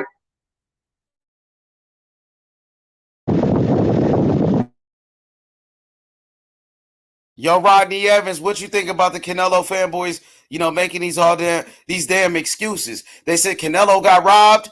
Canelo himself said he got robbed in that fight. What you think about these excuses, brother? My boy Hot Rock, come on through. What you think about these fanboys, man? The same way we was cooking everybody else. I'm gonna keep the same energy, bro. Like he just lost. It's as simple as that. Ain't no excuses. He lost. Yo, what's up, y'all? What's up to the panel, man? Like I don't get it, bro. This is the only sport where you niggas be making excuses for another man, bro. You don't see fans making excuses for what James Harden did or for what Steph Curry did or what Tom Brady. Like you don't see that in other sports, bro. This is the only sport where you niggas be making up excuses for another man. That shit is weird to me, bro. That shit is weird to me. What up, D? What's going on, fellas? Salute. In, man. I'm listening to y'all. I heard one of y'all say about, when Canelo fought Bivol, he let him know, that he was the man in the ring. And I think that's what I be trying to say when I express that about fighters. I'm always trying to say that when a fighter is going to fight you, those are your toughest fights. We give too much credit to these names because some fighters, if you hit them the right way and they feel your power, they don't fight back. They go into a shell. They get afraid. And then you got those fighters that they may not be as good as the dude that you're talking about, but you know what? You're going to have to beat him. He ain't going to just go away. You're going to have to beat him. And that's the difference in a lot of these fighters. And I think that's what Canelo found out. Bivol wasn't that dude that was just going to go away after you hit him on the arms a couple of times and he feel your power. Hey, but you know what Bivol did, even when Canelo was hitting him on the arms, Canelo had to stop hitting him on the arms because Bivol was countering him with that left hook, and that made Canelo stop throwing them shots to the arms because he was like, something else coming back now. He started to get his timing on that shot. But see, that's exactly what I'm talking about. What you saying? That's the difference. Listen to what he did, though. You're saying the same thing what I'm saying. When he was hitting him on the arms, he wasn't afraid of him. He was countering him between his shots. Now he realized that shit. Oh, he ain't gonna just let me just use all my power and wind up and hit him and all that. Nah, man, it's levels to that shit. And them dudes. Like I heard y'all talking about their amateur backgrounds. When them dudes traveled all around the world, man, you think they don't know that it's some dudes that can fucking punch, but you can break them? And that's the difference. Some people don't have that confidence in themselves when they get hit. They just ball up. Bro, I heard before 2018, Bivol was a knockout king. Since 2018, Bivol ain't got no knockouts. So what is it? Because he's stepping up in competition? Is he don't have the power like that? What is it? His last 9 fights. He don't know how to finish, bro. If you ask me, Bivol never pressed his foot on the world title fights. Yeah, I know. His last 9 fights have been world title fights. I know. Bivol wait to the 12th round to try to stop you, bro. Getting better. I think he understands the fighting game too, and he knows it's a 12-round fight. And you heard what he said about him and Canelo. He said, if I want to, I can load up and be a power puncher. He said he tried to load up everything on me. He said, I never loaded up. I just boxed him. And that's the difference. He can load up, but he's not going to throw himself out because he knew he was going to need himself at the end. And it's a lot of strategy to that boxing game, man. You look at them dudes in the 12th round, you know they special. When you look at somebody like Shakur, don't even look like he's sweating. In the 12th round, Floyd Mayweather, them dudes look the same whether it's round 1 or round 12. You don't even know what round it in if they don't show you. That's a gift. Earl got a motor too. All your top fighters, they got motors, man. Hey, look at this fucking excuse right here. Do you guys think Canelo's vegan diet leading to the fight had anything to do with his power or stamina, especially when going up in weight? Canelo wasn't even vegan for this fucking fight. What is y'all talking about? Where did y'all get this shit from, bro? He wasn't even bro? fucking vegan. He said it on a fucking interview. This shit is ridiculous, bro. The same thing the fucking Wilder fans did. Y'all making excuses. Sheldon, you see this First shit? of all, that vegan shit, I think that was some bullshit anyway. After he got positive with that meat. Let me tell y'all something. This guy at the comment. There is no version of Alvarez. Vegan, not vegan, meat, no meat, 68, 75. There is no version of Alvarez that can beat Bivol. No version. And he wasn't even vegan. Let me take you back on that. He was. Go ahead, Hyphy. He wasn't even vegan. Hey, but even if the man was vegan, how could somebody eating a better diet, how could that fuck you up if you eating a better diet? Make that make sense. Makes none at all. Makes none at all. Now, fighter diet. What the fuck are we talking about here? Well, when you go vegan, you need to make sure you get the right protein.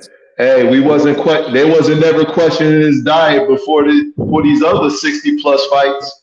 Bro, he did an interview. Listen, he was not vegan. Stop with the fucking excuses.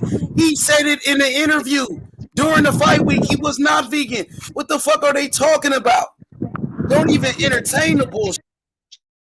Yeah, Andy Ruiz just beat AJ eating Snickers and shit. What do we care about some vegan?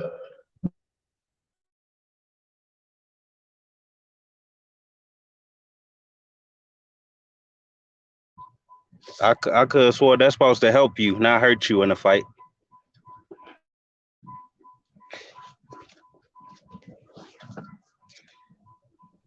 Shit is crazy, man. Man, the fight, I don't know what fight y'all saw, bro. But the fight I saw, that motherfucker could have ate all the tainted meat he wanted. He could have shot up all the computer raw he wanted.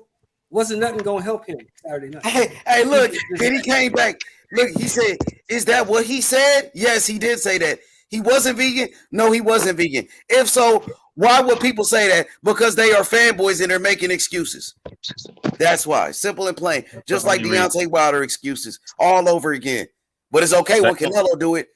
But it's a problem when a black man do it. Racist pieces of shit. Hey, look, they want anything to exist to where they can say if Canelo did this different or that different, then maybe he would have won. That's where that shit coming from. Hey, Marcy D. Not only did I pick Bivol as soon as the fight got signed, I made $600 picking Bivol. So don't say nobody's a hypocrite. Now you can pay me that $500.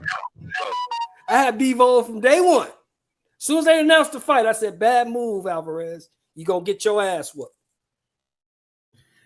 Hey, when Tom Brady get ready to grip up for the NFL season, he go on a vegan diet. He don't get no motherfucking excuses.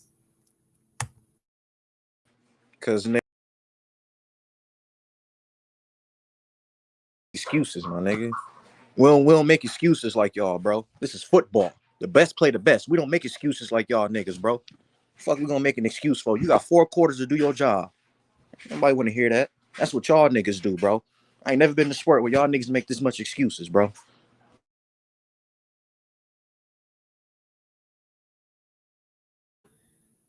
Hey, well, shit, I got a question. Before you ask your question, we got another excuse from Danny Live. Canelo was too small, as simple as that. But Canelo wasn't too small when he moved up to 175 and he beat Sergey Kovalev for a light heavyweight championship. He already fought at 175. Canelo was just about to move up to heavyweight to go fight Usyk. Canelo was about to go move up to cruiserweight to go fight Mukabu, a bigger guy. But once he lose now, it's because it's the size advantage. Man, get off Canelo's dick. That's why he got his ass whooped, bitch. Go ahead, bro. Hey, how the hell did Canelo let this nigga whip his ass in every goddamn combination, or even just a single punch Bivol throw? It all start with the jab. Everything he do start with the jab. See, that's the problem. Canelo didn't allow him to whip his ass. Canelo didn't let him whip his ass. There was nothing Canelo could do about it. Yeah, I spoke on that yesterday about, man, people that have a jab and a moving target, there's nothing against him. He's still a good boxer, but when those type of fighters get in the ring with him, he's going to struggle. And it's simple. That ain't nothing to argue about. It's been proven. It ain't nothing to argue about. A person that has a good arm reach, knows how to move and use his jab, to keep that jab on him, to not let him get up in there all on their body and can move around that ring, they give him problems. They give him problems. But even when he was allowing Canelo to even be on the inside, Canelo still couldn't do nothing with him there. Well, Bivol got to the point where, all right, I'm gonna put my hands up in front of you. You're gonna put your hands up in front of me, and you still ain't gonna be able to do shit with that opportunity you got there. Yeah. He disarmed Canelo Alvarez. He took everything that Canelo wanted to do. He took that shit away from him. And even when he had the opportunity to put some work in, he still wasn't able to do it. Do y'all remember when they was booing him at the weigh-in? Y'all remember that? Yeah, I remember. He was cool. He wasn't phased at all. Did you hear what he said in the interview? They asked him about, he said, look, I've been winning. I've been fighting for a long time. I've been winning for a long time. Why would I not win this fight?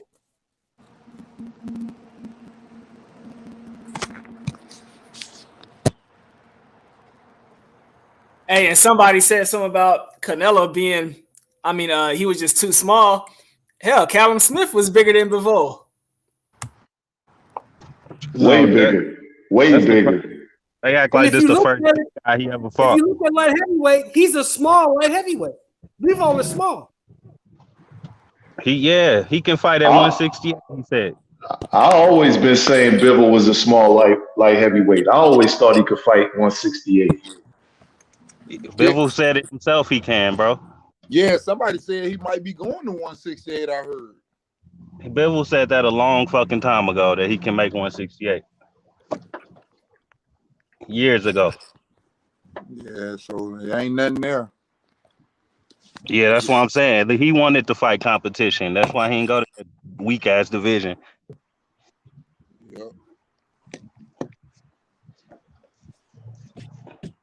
Yes, The best guy there getting schooled by the fucking second best guy at 175.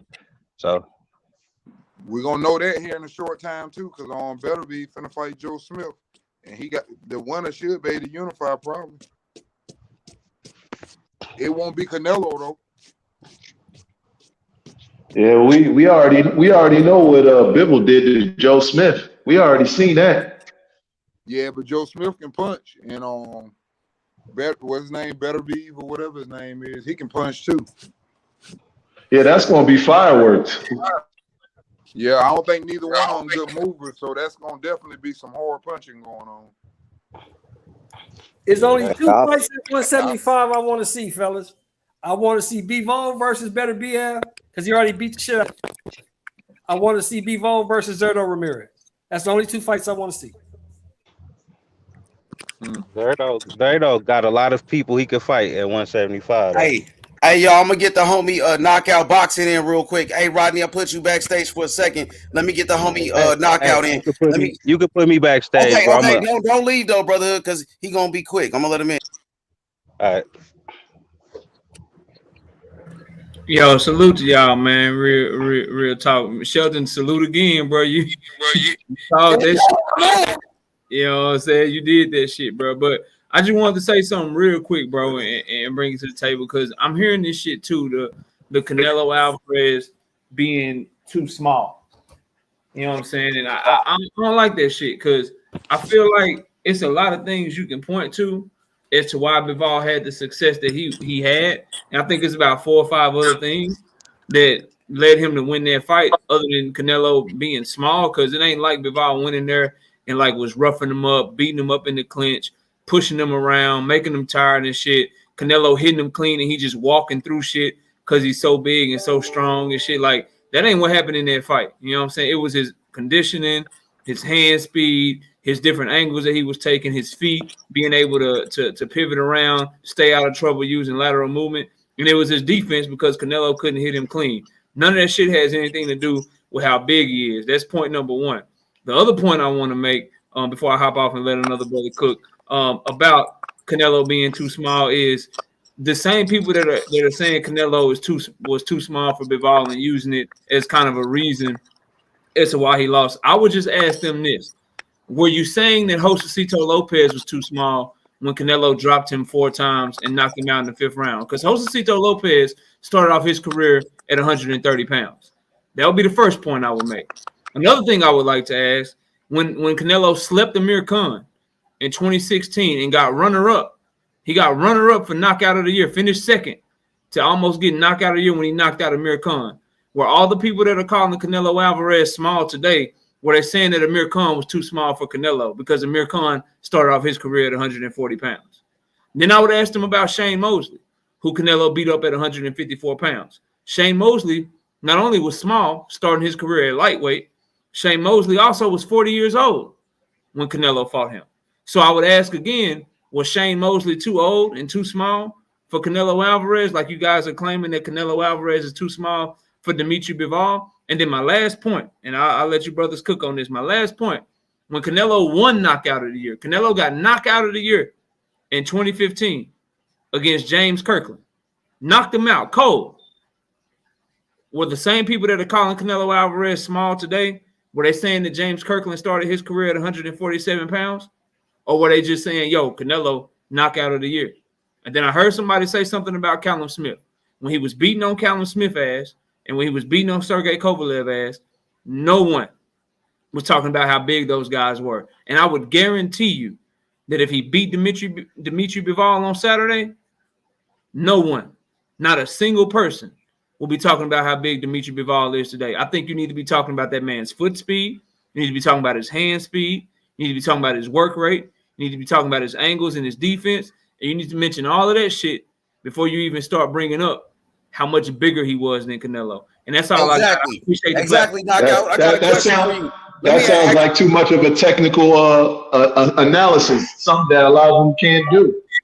Hey, knockout, what you think about Canelo saying that he won the fight?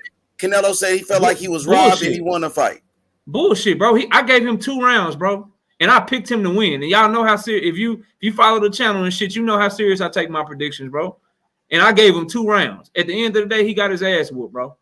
I gave him the 2nd round, I gave him the 10th round, and that's only because Dmitry Bivol took off the 10th round and then started beating on his ass in the 11th and 12th round, bro. If you gave that man anything more than like 3 rounds, or like, bro, I don't really know what you was watching, bro. He got his ass beat. It wasn't a close fight. I gave him 2 rounds, and Canelo just, he trying to save face. And anyone thinking that he gonna take the Bivol, and I don't want to be long-winded, bro, but anyone else that think he gonna take the Bivol fight, I would just let you know that after he lost to Mayweather, his next fight was Alfredo Angulo, okay? After he had a very tough fight with Erislandy Lara, and a lot of people felt like he lost, his next fight was James Kirkland.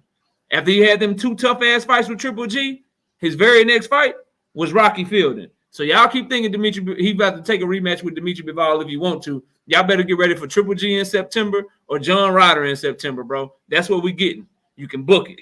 But that's all I got, Hey, bro. knocked out. No, Yeah. he said that he wants the rematch after the fight.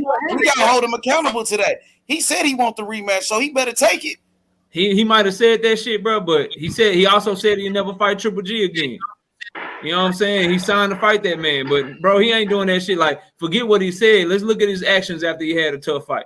Every tough fight he done had, every little tough thing he done had, bro. I give you Angulo again after Mayweather, Kirkland after Lara, and then after the 2 Triple G fights, we got Rocky Fielding, bro. We about to get a 40-something-year-old Triple G, or we're gonna get John Ryder, who ain't got a snowball's chance in hell, bro. And that's how I feel about it. But I appreciate you, H.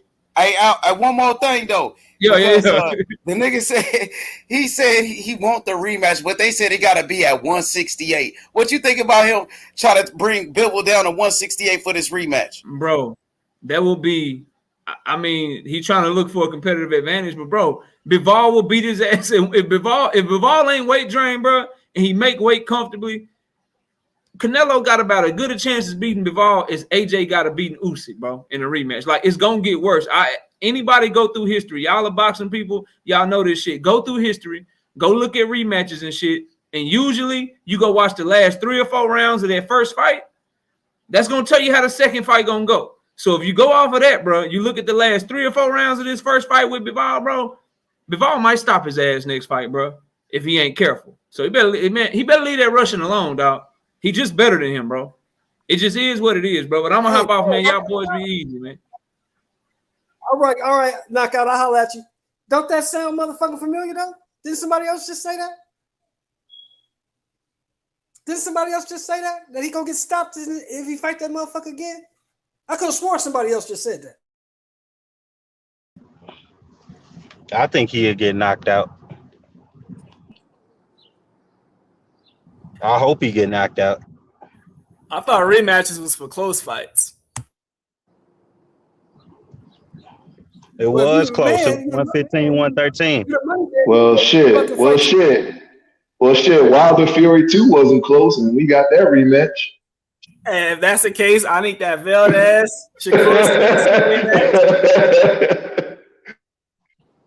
I told y'all this is Floyd versus Gotti too. Shit. At least Valdez was landing that straight right hand. At least he made somewhat of a fucking adjustment. Valdez was outgunned. He was in the same boat Canelo was in. Ain't shit I can do. I can try. Ain't shit I can do. I can't do shit. He wasn't even trying that much. He just tried to survive. He tried to survive at a certain point in that fight. Y'all didn't see that shit? No, bro. Didn't see what you see. He kept getting hurt. And then kept getting hurt, bro. From round 8 on, he was just hoping he didn't get knocked out. From round 8 on, he was just trying not to get knocked out. Exactly. That's what I'm talking about, bro.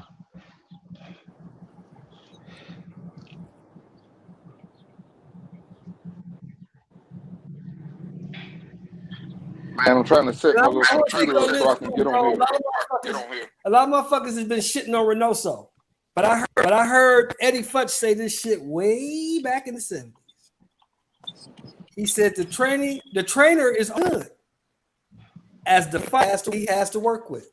Think about that. Well, his whole camp ain't shit, man. I mean, Reynoso is taking some big hits, man. This is back-to-back big fight losses, man. Back-to-back weeks, 2 of his top guys have lost. But here's my question. So here's my question. I watched both of them fights you talking about, right? I didn't see Eddie Reynoso get in the ring and throw one punch. Exactly. Niggas act like the coach playing for you. Coach can only tell you so much. It's up to you whether to do it or not. You can't put it on the coach. Coach not in the ring. Coach not calling the play. He can call the play. Can you execute it? The fuck? We can put it on the coach if he do that Kenny Porter shit, though. Oh Lord. Hey, and this brother gonna show stop, you, baby. That's y'all though. That's y'all. The man got dropped twice. You think he was gonna survive? That's what you. That's a lot of people that survive being dropped twice. A lot of people. But Porter wasn't that guy. So Porter done had his ass whooped multiple times, brotherhood. Getting dropped twice. He would have survived. Porter's best attribute is coming in second. That's what Porter does best. That's what you're saying. Sean Porter. That's what you're saying. Sean Porter would have survived from being finished by the best finisher in boxing. Y'all gonna sit here and pretend y'all know for a fact he wouldn't have survived. It's only one way to find out. Let the motherfucker fight, bro. Let him fight. He got dropped twice already, bro. What you talking about? Nothing you can tell me is a fact, though. Y'all gonna sit here and say that Crawford for a fact was gonna knock him out cold, but that's not a fact, bro. That's just what you think, bro. It's just a general statement. I can tell you it's a fact. It's the fact that It's a general statement. Every time he steps up in competition, that's a fact. Hey, it's a general statement. It's what most believe. What most believe. They believe he's finna get stopped. That's why Daddy stopped. Most believe Spence was gonna stop Porter too. We can talk about a lot of shit when it come to what most a general statement about Porter, bro. Like that's what I'm saying. We can believe what we want to believe, but Porter always make people. He make people look stupid when you do that shit. Back up and said, "Let's go." So what you talking about? So how is he gonna knock Porter out when he said, "Let's go"? As soon as he got dropped, what the hell is you talking about? Go back to my point, though, brotherhood. I said you gave you a fact. I gave you a fact. The fact is, Sean Porter gets his ass whooped every time he steps up in competition. Now, is that a fact or not? That's not a fucking fact, because he has plenty of great wins on his resume, which is why he going to the Hall of Fame. He done beat plenty of champions himself. He went on a run where he beat Danny Garcia, he beat Ugas, and arguably beat Spence. So. You know what I'm saying? What are we talking about here, bro? Every time he might step up and lose on paper, but on paper, yeah, you right on paper. But you could arguably say he beat Thurman. You could arguably say he beat Thurman and Spence, bro, because paper ain't everything. If paper was everything, Canelo would be undefeated. What does BoxRec say? Did he win or lose? That's what I'm saying. If it's all about paper, then Canelo the GOAT, then fuck it. Look, the only way Sean Porter gets to the Hall of Fame is if he buy a ticket. Him and Danny Garcia.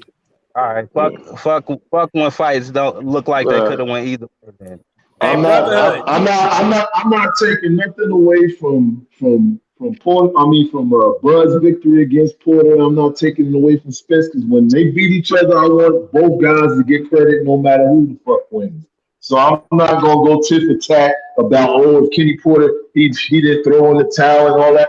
None of that shit matters. I want each fighter to get their credit, whoever wins that fight when they get in the ring. So I don't even want to go down that rabbit hole. Well, Crawford fans gonna say Crawford too small when he get beat up by Spence. That's what they gonna say. They just like Canelo fans. They gonna say he was too small. His best days was at 130 or 140, 140, whatever weight he was at, 135 and 140. That's what you gonna say. No, that's what they are gonna say when he gets. No, that's what your weird ass gonna say. You the only one that loves talking out your ass. Why do I need to make an excuse for Crawford? That's what you gonna say. You love talking out your ass. You love speaking up for everybody else. You love talking out your ass. Crawford too small. That's what they do. Every time, bro. This nigga always coming on here talking about, man, this nigga love, man, you just be talking out your ass, bro. Like, just shut up. Everybody think the same, bro. This is a mad Crawford fan in effect right now, bro. I hit a nerve. I obviously hit a nerve, y'all. Now see the rest. I hit a nerve, y'all. Like, goddamn. I hit a nerve. Tell the truth. Has anybody been seen a contract? Have you seen a contract? On what? On Spencer and on Crawford?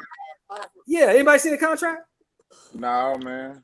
I saw what they posted something today. They posted something today saying Al Heyman trying to stop it. Okay, so why the fuck we talking about it? And tell somebody to sign on the dotted line. I don't even want to talk about the shit no more. Let's talk about the fights that's happening. We got a fight coming up Saturday. I got that's something there. I'm gonna be honest with you. That's something there. Can't nobody stop talking about. If you stop talking about that, your views gonna go down. You gotta talk about it. Oh, that's what it is. You gotta talk about it. It's that big of a fight. Hey, that's the case. That sound like wow. I ain't here to talk about views, bro. No, but I'm just saying. I mean, you can't. I mean, the people want to hear what's going on. The biggest fight is, and that's the biggest fight. That's why they want to see it. Well, it ain't. Well, like you not talk about hear me saying Spence gonna beat Crawford ass. That's all that is. They don't want to hear me specifically saying Spence don't fuck. That's Hey, all it is. even if you telling a lie about Spence versus Crawford, they'd rather hear that than about Inoue versus Donaire. Hey man, I respect all y'all. You know, we all just giving opinions now. It ain't nothing but an opinion. Inoue and Donaire beat your ass though. No, it's never an opinion with me. Everybody think it's some personal shit with me for whatever reason. Nigga just called me retarded for thinking Crawford gonna lose. Shit like that, bro. Clown a fighter, but that fighter would beat your ass. Niggas ain't boxing fans. They fucking man fans. That's all it is, bro. Niggas will beat your ass though. Like what? See what I'm saying? You see what I'm saying? He want to beat my ass. He want to beat my ass in real life. Because Crawford gonna lose the Spence. That's the logic here. He want to beat my ass in real life because I think Crawford gonna lose. Now let that sink in. Is this a boxing fan we talking to here or fucking Crawford fan? Obviously it's the Crawford fan, bro. There ain't nothing else to be said about it. Maybe you not gonna watch no Nito Donaire versus Inoue, but nigga, people gonna watch it. Oh yeah, definitely gonna watch that. That's another big fight we're gonna have to talk about. Hey, the first fight was a good ass fight. I want to see it again. Yeah, we got the Undisputed this Saturday. We got Jaron Ennis on the undercard, but at the end of the day, Terrence Crawford stopped Sean Porter. Kenny Porter threw in the towel, and that's not Terrence Crawford's fault. Crawford did what he had to do, and right now, Terrence Crawford is the #1 fighter in boxing, pound for pound. And Earl Spence, he need that fight bad. He need a Terrence Crawford on his resume. You know what I'm saying? Terrence Crawford, bro, he's a free agent right now in the sport of boxing. He's the best fighter in the world, and he's a fucking free agent, Shelton. Everybody should be trying to sign Terrence Crawford right now. Everybody. And nobody is, though. Yeah, that's how stupid they is. That's how fucked up the boxing game is. He don't take They trying to sign him. There's a lot of people trying to sign him. What fight deal with everybody? Eddie Hearn said if he ain't trying to sign Crawford ass, he want too much money. That's what I heard. Bob trying to resign. Ain't got but one welterweight over there. He ain't got but one welterweight. Fucking Conor Benn. Floyd want to sign him. Al want to sign him. All of them want to sign him. Conor Benn. That's what I'm saying. Conor Benn selling more than Crawford do over there, bro. We're full Conor Benn. That's what y'all care about. Y'all care about how many tickets niggas sell. I care about what you do. I'm talking about what Eddie Hearn care about. That's why niggas don't want to sign him, bro, because he ain't bringing no money to the table. What him say about him? If you like Conor Benn, let's put him in here with somebody, and then you tell me, Brotherhood, how much you like Conor Benn for. How about that? Conor Benn already got his ass whooped in like his first few fights, so ain't nothing to talk about there. Hey, Stanionis will whip Conor Benn ass. You said he ain't got beat up by I seen that shit live. Hey, you got my nigga Conor Benn fucked up. I don't know about that. He ain't got fucked up by that fucking British level fighter, bro. That fight was Stanionis. Everybody want to act like it didn't happen. Hey, Rodney. Yo. How much for? Huh? How Conor Benn for? Conor Benn versus Stanionis. I like to see that, OG. How much you like him for? Oh, I ain't betting you. You not the bookies. Okay. I bet the bookies. Yeah. Smart man. But that's my thing. You know, I ain't with all the banter and back and forth. You say your guy gonna win. I say my guy. Hey, OG, if he falls Stanionis, I'll bet on Ben. But I bet the bookies for sure. Yeah. That's I don't know about that. He fight Crawford. If he fight Crawford, he getting laid out in 5 rounds. Who? He ain't ready for no Crawford, bro. Who, Ben? Crawford will fold Ben in 5, bro. Yeah, Ben won't make it to 5. He won't make it to 5. Get him in 3. Maybe that's 4. The type of people y'all want to see Crawford fight. That's why y'all even mentioning him. That shit crazy, bro. That shit is crazy. Yet, Brotherhood. But like I say, you know, ain't nothing changed with me. The fight made. Y'all love them type of names. Them niggas that's ranked 40 and shit. Y'all love when Crawford fight. How much you like Spence for, Brotherhood? How much you like him for? I like him for my rent money. That's what I like. Well, put it on there. How much is it? Y'all want to know that, buddy? I don't pay rent no more. So how much is it? Exactly. I don't pay rent. That's the point. All right. Yeah, that's what I thought.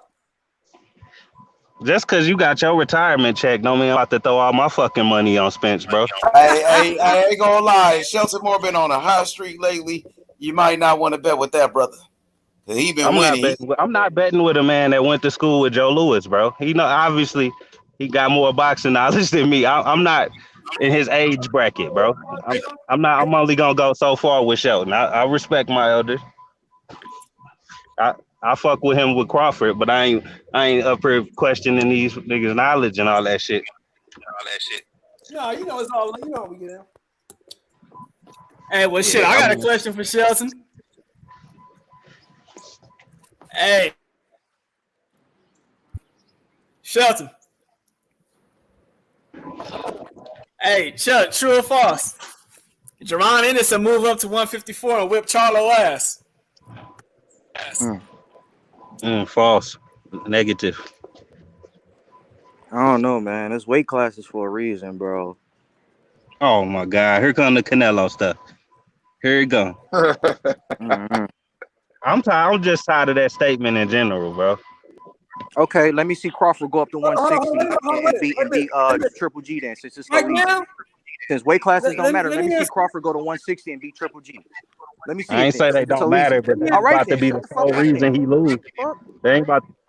Let me see Lomachenko go up to 140 and beat Josh Taylor then. Let me see it then, since weight classes don't matter then.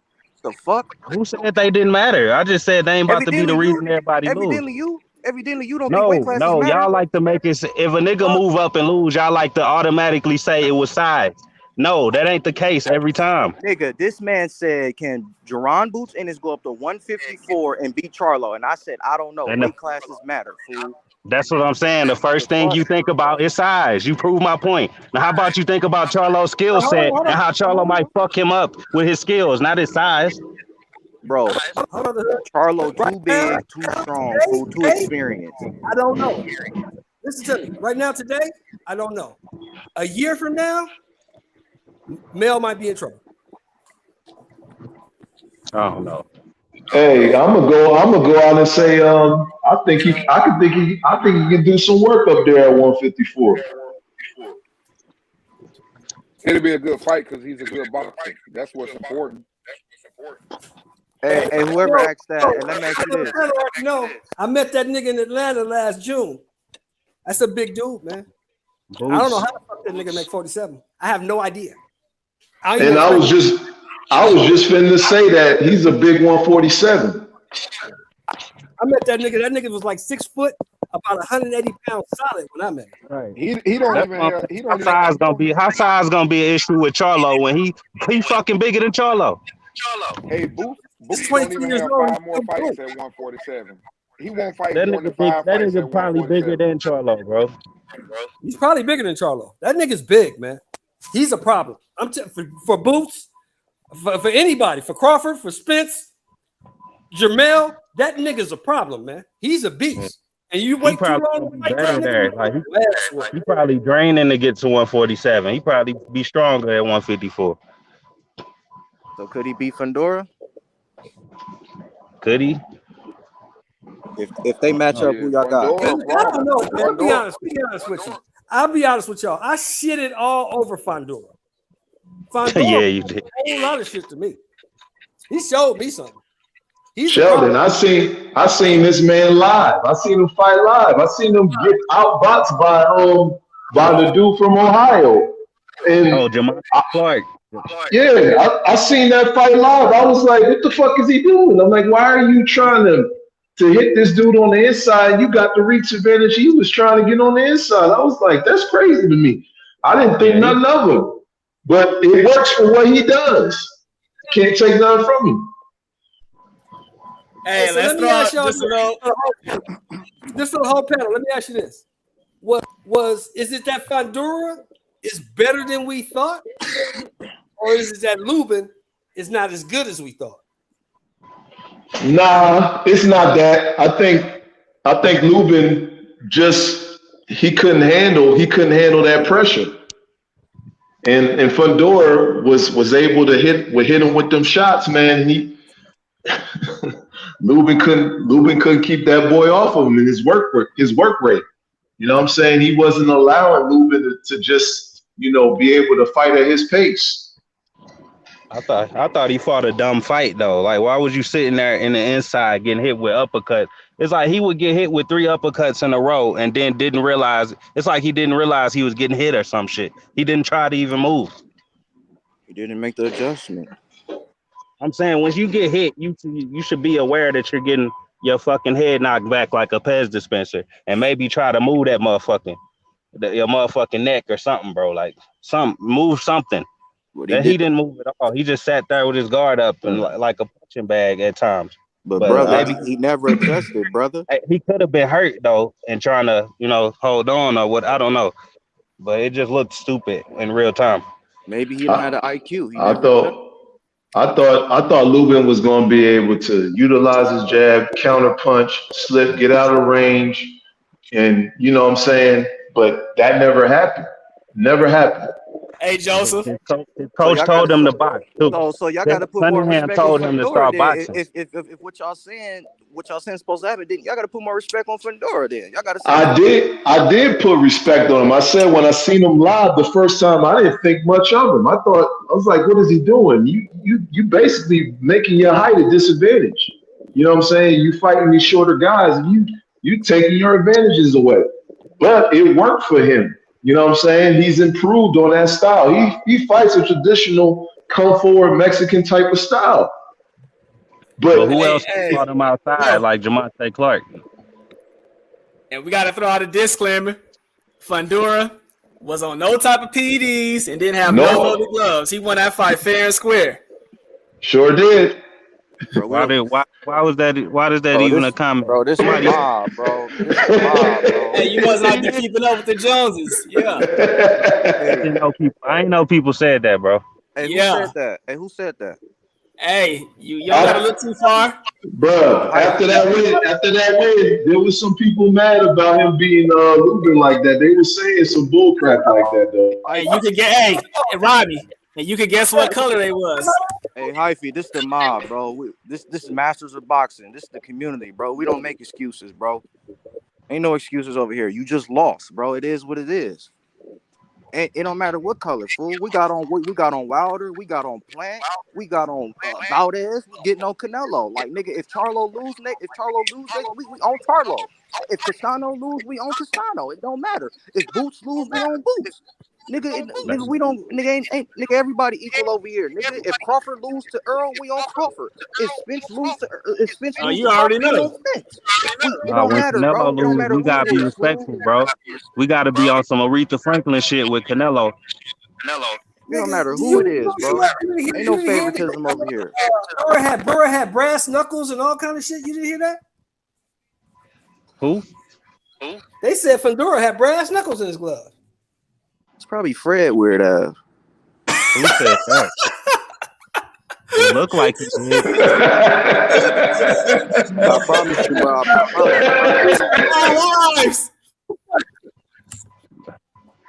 That's fucked up. It's the only nigga I know that be making up excuses for other men, bro. But shit, these fighters be making excuses for themselves. They don't even be the fans. Shit is what it's supposed. That's what they do, though. If you play sports, nigga, you probably make some excuses when you lost. You probably blame the ref, like the ref cheated me. You know what I'm saying? Like that's what they do. Oh, that's not an excuse though. That's like a reason. But some people may see it as an excuse, you know. Yeah, you're right. But I don't know. I say when it's pretty fucking clear what happened, then that's when there's an excuse. But if I see a nigga get cheated, us old heads see it different because we used to motherfuckers like a Norton or a Ali or Foreman or Frazier said, "Nah, I just got beat." Even though Foreman did make excuses, Foreman said that he got his water spiked and they drugged him too. He said the same shit. See? After Ali out. Yeah, he was on some bitch shit when Ali beat his ass. Foreman taught Wilder the way. That's fucked up, brother. If you gonna be a legend, you gotta do what the past legends did, right? Hey, that's why he said he wanted to train him too. Yeah, exactly. I'll train you how to make some excuses, son. Hey, I wonder, niggas remember Manny Pacquiao said he lost because of his socks. Huh? His socks. He said he said he almost 46 foot or something, right, Hyphy? Bro, that's probably the worst excuse I ever heard. He said some shit about salt water. That's what I remember. That nigga said salt water healed his shoulder or some shit like that. Shit, it wasn't until Marquez started drinking the pee when he actually knocked out Manny. Hey, when that Usyk AJ fight, man, what's the date on that? That's supposed to be in July. Hey, who was that nigga in the 80s, y'all, that said he lost because the Jerry curl juice seeped into his brain and made him weak? What? Yeah, the nigga in the 80s, a fighter, is a heavyweight in the 80s. He said he lost the fight because he's an Olympian too. He said he lost the fight because the Jerry curl juice he was using seeped through his scalp into his brain and made him weak. That's actually a good excuse. Nah. Hey, it did set Michael Jackson's hair on fire, so you know. That shit is dangerous though. If Canelo could get away with that meat excuse, then that Jerry curl shit is feasible. Fuck it, we accepting everything now.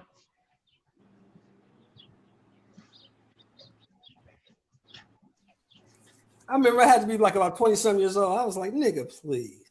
The Jerry curl juice, nigga. You believe that shit, you believe that shit back in the day. That shit probably sounded real back in the 80s. Hey, speaking of the old heavyweights, I just watched a good ass fight. That Maurice Harris versus Derek Jefferson. Oh yeah, that was comeback of the year. Yeah. Hey. That's my shit. Y'all ain't rewatching that Castano and Chamar Charlo fight? They put it on YouTube. I ain't got to rewatch that shit. I'm going to the fight Saturday. I'm gonna be there live in the living color. I only seen it once though. I could use a few rewatch. Yeah, I watched it a couple times just to make sure I saw what I saw, and every time I watched it, I saw what I saw.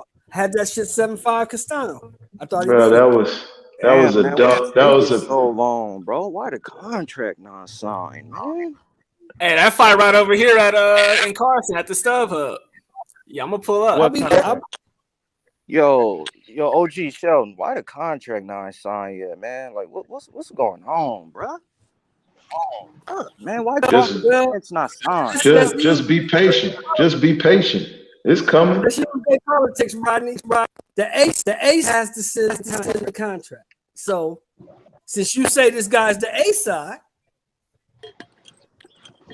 no, Crawford the A side. How? Ask Crawford. He'll tell you how. No, y'all said that Errol got and he got one. He said, I just repeat what your man said then. Fuck okay. It. He said I'm the most accomplished. He said I've been a multiple division champ. I'm the one that's been undisputed. If anything, I should be getting 60-40. That's what he said, right? So that he obviously think he the A side. So he's like, what's the track? Man, it's already about to be June, bro. Whoever's the A side is booked. Bro. It's about to be June, fool. If the fight is not till November, that's a full year when my nigga ain't fought. A full year. That ain't out the norm. That's what Crawford do every year. That ain't abnormal for Crawford. That's normal for him since the pandemic. Man, fuck that, bro. Niggas need to stay active, bro. You want to be an all-time great, you gotta fight Keith Thurman, bro. You gotta add that name, bro. The type of fighters he was fighting to stay active, bro. People was clowning him. Like, why not? Why not nigga didn't fight fucking Keith Thurman around this time? Why not? Why not? You can't get Keith Thurman to sign. Bush. Yeah, fuck it. Why somebody need to fight Thurman, bro. 40 retiring. 39-0 going up against fucking Spence, man. 39-0. And I know we would have knocked out Keith Thurman with a body shot. Why does somebody need to? For what? What you mean? Why, OG? Shit, nigga, Yeah, I don't understand. you smoke. Y'all don't say these niggas not all time greats. But if they fight the names that's elite in their generation, then you can have an argument for them to be an all time great, right? If he's not fighting them, then you can't have an No argument. But if he questions is, left then you can. unanswered. Yeah, like it's them people bring up Floyd didn't fight this guy, didn't fight that guy. We don't want that shit going on in this era. Don't leave no guys, don't leave no guys like on the table that you could have fought. Just To be make it honest, happen. I'd rather see the nigga fight Boots than Thurman. I'd rather see the Boots. Don't fight Thurman, fight Boots. But what the fuck has Boots done in this sport, man? Man, Boots is a way more credible win than Thurman. I don't care. Man, in what year? Nigga, any year. See, Nah, that's what I'm saying. That's false, bro. Boots has never became a unified champion, bro. It ain't all about champions. Bro, yes it is, bro. When you go back in history and look at his resume, you say he beat this former champion. Like, what you talking about? I'll take a win over Thurman than a win over Boots right now if I'm a fighter. I will take a win. So let me ask you this, Hyphy. You saying you take a former win over a tough prospect than a former champion? This is what I'll say, right? Boots is gonna be a tough. In my opinion, I think Boots is a tougher fight.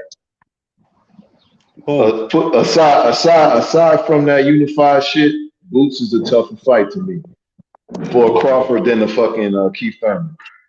As of right now, I agree. I'm just being honest. I agree with you.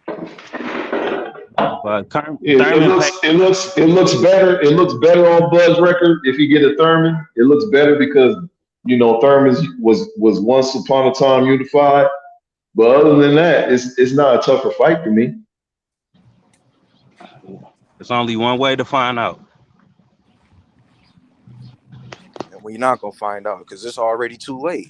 They should have been fighting around this. Now, when the fans already think they know who's gonna win, that's when fights don't happen, bro. That's my problem. Because then if everybody think they know who's gonna win versus Thurman versus Bud, and nobody asking for the fucking fight, because the fight never happened because nobody gonna buy the shit. It's a trickle down effect, bro. And it would be one of the better fucking welterweight fights in the past few years, which is crazy. Nobody wants to see it. Nobody wants to see it. Nobody wants to see it because Earl and Bud are supposed to be fighting next. That's why nobody wants to see it. What Thurman got to do with Earl? You know what I'm saying? Whoever's left out, like it's three niggas we talking about. If two of them fight, one person gonna be left out regardless. I want to see undisputed. I don't give a fuck about a Thurman right now. Who said that can't happen, bro? Y'all act like it gotta happen right now. If that shit ain't happening no time soon, why not watch Thurman? That's what I'm saying. Y'all act like this. Y'all act like if Spence and Crawford don't fight right fucking now, then it never happen ever. A nigga can't get a tune up or none of that shit. It's like y'all should be. They said the boxer said they don't want to tune up. He said he don't want to tune up. They both said they want to fight each other. So why am I thinking about the Thurman when both the fighters have said they want to fight each other next? So why am I thinking about Thurman? Why am I thinking about Thurman when the fighters are telling me what they want? The fighters are telling me what they want. So why am I thinking about Thurman? Why don't you want both? Well, that's the question. I do want both, but I want undisputed more. Like it to me, bro. Sound like you want one fucking fight, bro. It sounds like I want undisputed more. That's what it sounds like. Who's talking about what? Nobody talking about who want what more though. That's what I'm saying. Where is that coming into the equation? Bro, I ain't say I want Thurman and Crawford more than Spence and Crawford. I never said that. I just said I just said it's a fight that I would want to see. Y'all don't want to see it at all. Like y'all don't want it to ever happen. I hope Thurman fuck both of them up. That's what I hope happen. Like, how long do it take your body to recover, bro? Like, why is these fighters only fighting twice a year, if that? Like, good question, G. Good question. They should be fighting they should be fighting at least 5-6 times a year, bro. Like Canelo lost, right? We know his date. He back in the ring September 17th. We know his date. Cause they overpaid. That's why. Like I don't. You're right. Inflated purses. You're right. inflated they prices, eating but too it's good. like They literally eating too good and gaining 60 pounds in between fights and shit.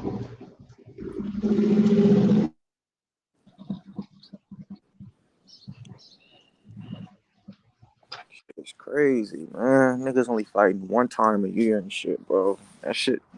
How you expect to be a Hall of Famer, all-time great fighting one time a year? How? Yeah, that shit is Yes, boring. Wagwan blood.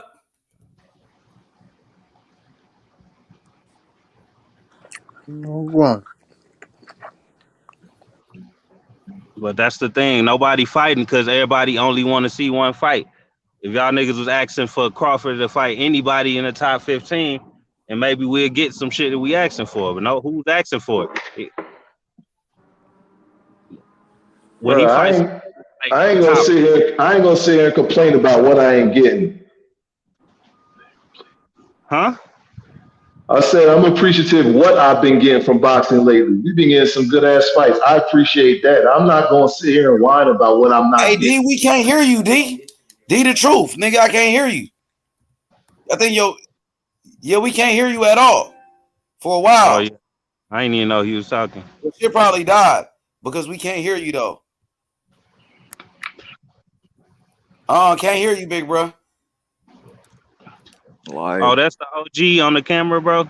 Yeah, I think his ear pods died or whatnot. Like, brother, hey. Nah, we can't hear you, bro. This Hey, week. shout out to the homie Young Billy Boxing. He out there in Vegas with no Nito. He going to the gym today. Shout out to YB.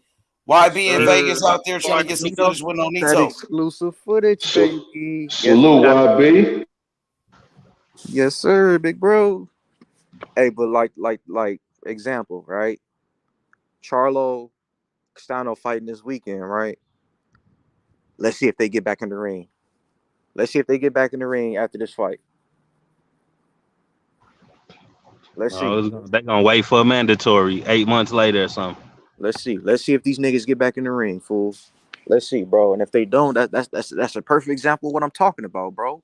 Why does it take you so long to get another fight, bro? Yeah, please. Why? Please ask that again, please. Hey, but It doesn't make Ronnie, sense to me. I know it's some bullshit, but PBC, they in a fucked up situation, you get me? Because they got a bad network situation. All them fighters fight once like every 9 to 10 months. They kind of fucked up right now, you get me? Mm-hmm. They can only y'all can pay hear me now? so much every year, though. That's I the hear problem. you, D. Yeah, we Okay. Hey, brotherhood, this is what I was trying to say earlier. I understand what you're saying. I still think Thurman is a good fight. But what I don't understand is you got, even if you're a Spence or a Crawford fan, it don't matter. You got some people been saying Crawford could have been got the fight. Crawford could have signed with PBC. You got people on Crawford's side saying, hey man, Spence, he could have been for him. He said he going the easy route. You got all that going on. But my thing is this. Right. They didn't went on record, and Spence got up there in front of everybody. And a lot of people think that he didn't want to take the fight. So he got up there in front of everybody and said, y'all know who I want. I'm coming for that motherfucking belt. So why the fuck would we want to see Keith Thurman right now? Because That's I all said I'm saying. It's because we were saying if either one of them fought Thurman before the fight, nobody would be complaining. It's too late now. It's too late now. But Crawford brotherhood fought in November, right? What month are we in? May. So why we couldn't see a Keith Thurman from November till now? Like, what happened? Why not? Hey, my man left. I wanted to say it while he was on here because he old school. He kind of older like me. It's like this. This is why I have a problem with the Thurman fight, and I'll tell you why, brotherhood. Because I told you yesterday, I said all of the welterweights, which I don't really consider none of them great, none but Spence and Crawford. All of the welterweights, they some they some trash, bro. Because you know what they doing? They ain't even guarding the gate. Them niggas just keep losing and getting back in line. Lose and get back in line for another title shot. It don't work like that, bro. Other people get a chance. You got to fight the top contender. Who is the top contender? Make them fight Boots. Make them fight Virgil Ortiz. But we don't want to see them in the way of this unified fight is all I'm saying. And I think whether you are Earl Spence... The only way Thurman could get in the way is if he beats one of them. That's what I feel like people scared of. I think y'all think Thurman could beat Y'all one of been them. trying that. Listen, I give you the rundown, bro. They didn't send everybody from over there, from PBC, from the zone. They didn't try everybody, bruh. They didn't send everybody over there. It ain't nobody for them to get. They don't have It nobody. is kind of funny though, D Truth. It is kind of funny how none of them fought Furman though. Not one guy. He's only got one loss to Pacquiao. He's only got one loss. Bro. Listen. One loss to Hey, Pacquiao. bro. Listen. Let me. Hey, Butch. Let me say this. Let me talk. When he unified the belt, the night he unified the belt, they said, "Who do you want, Keith Thurman or Pacquiao?" That's who he said he wanted. And then I'm gonna go further. Oh, you see my name on there. That ain't no motherfucking detail for y'all keep saying it. It's detail the motherfucking truth, whether you like it or not. So another thing, they also offered, they never sent the contract, but they offered him, asked him what it would take. And Thurman told them it'll take $10 million. He ain't never made that much in no damn fight. That's what they call ducking by whatever you want to make it. They say the contract won this and that or whatever. That's one way to duck. Now, after that, when he whooped Porter, Keith Thurman got to talking. And Crawford told him, "Hey, well, you talking, let's do it." "Oh, I need a tune-up fight." And Crawford said, "See, he ain't got no confidence in himself. Because if he talking like that, he'll get in the ring." So we ain't gonna keep waiting on him to win. He want to fight. Who the fuck is he? He ain't got no type of belts. Nothing. So who is he? And he also dodged Spence for the longest motherfucking time. Because Spence been calling him out. That's why Spence can't stand him. Spence say, "I don't fuck with him because he fake, he phony. I never give him a shot." But that's fucking pussy talk from Spence too. I don't know why people is like honoring what he's saying. That's pussy. If somebody Hey, want to I'm not fight you honoring it. and you're, I'm just telling you he it's don't want simple. to. It's very simple. It's like kindergarten shit. Somebody saying they want to fight you and you're saying you don't want to fight them. Guess what that is? It sounds like quack Hey, quack to I me. agree with you, bro. I agree with you. I Hey, don't give a what's fuck my what name? happened in I just give 2017, you the facts, bro. 1992, 1983. Bro, kill that shit. If Thurman want to fight that nigga now, he better Hey, I have give you the something facts. reserved for after. Fuck it, he don't gotta fight Thurman now. Fight him after Crawford then. I don't give a fuck what order it come in. Just fight the nigga, bro. Nah, brother, we got better things, man. We getting He can't the fight him credit, after man. Crawford.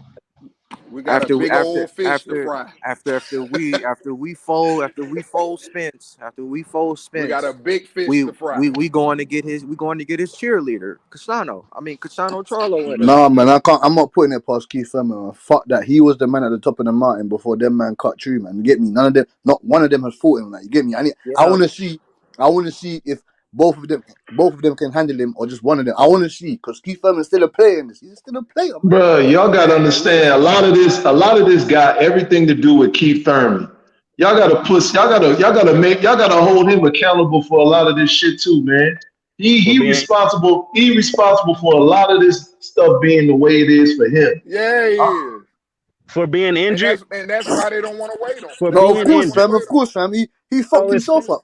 He That's fucked the case. himself It's up. the same He thing fucked with Spence. himself up. Spence was fucking injured all this time and getting in car wrecks and getting drunk, all kind of crazy shit. But when nobody's saying, "Oh, Crawford should just look past him. He don't want to fight. He fucking injured." But when it comes to Keith Thurman, it's a whole different story.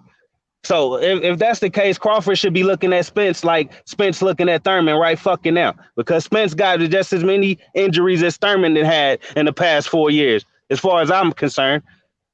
But no, we ain't Yeah, talking you about don't want to eye see that injuries fight, and do all you, that shit. Brotherhood? Let's keep the same fucking energy. We Brotherhood got say he one don't want to see motherfucker that that's been fight. we got one motherfucker that's been injured for 3 years and another motherfucker that's been injured for 3 years. But we gonna act like it's just Thurman One that's of been them got injured. the belts.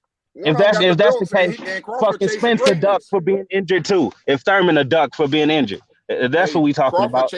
Crawford been doing it the whole time. He been chasing greatness. He been on the same street. He been going the same way. If you look at it, when he came to the division, he got the belt. Who he said he won't. Come on, Spence, let's fight. Oh, no, I'm gonna go clean this side of the street. I'm gonna clean my side of the street up. I ain't finna fight you or whatever. While he was there, he sat there. He tried to get the other fights. He couldn't get them. He couldn't get Pacquiao. He sat there. He's wait a minute. He sat there. He beat every fucking mandatory they threw in his motherfucking face. He whooped every mandatory, undefeated. He whooped their ass. Now, Spence then jumped up there on that microphone, and I wouldn't have no problem with it. See, that's the thing. If a fighter just shut his fucking mouth, I don't have no problem with what he do.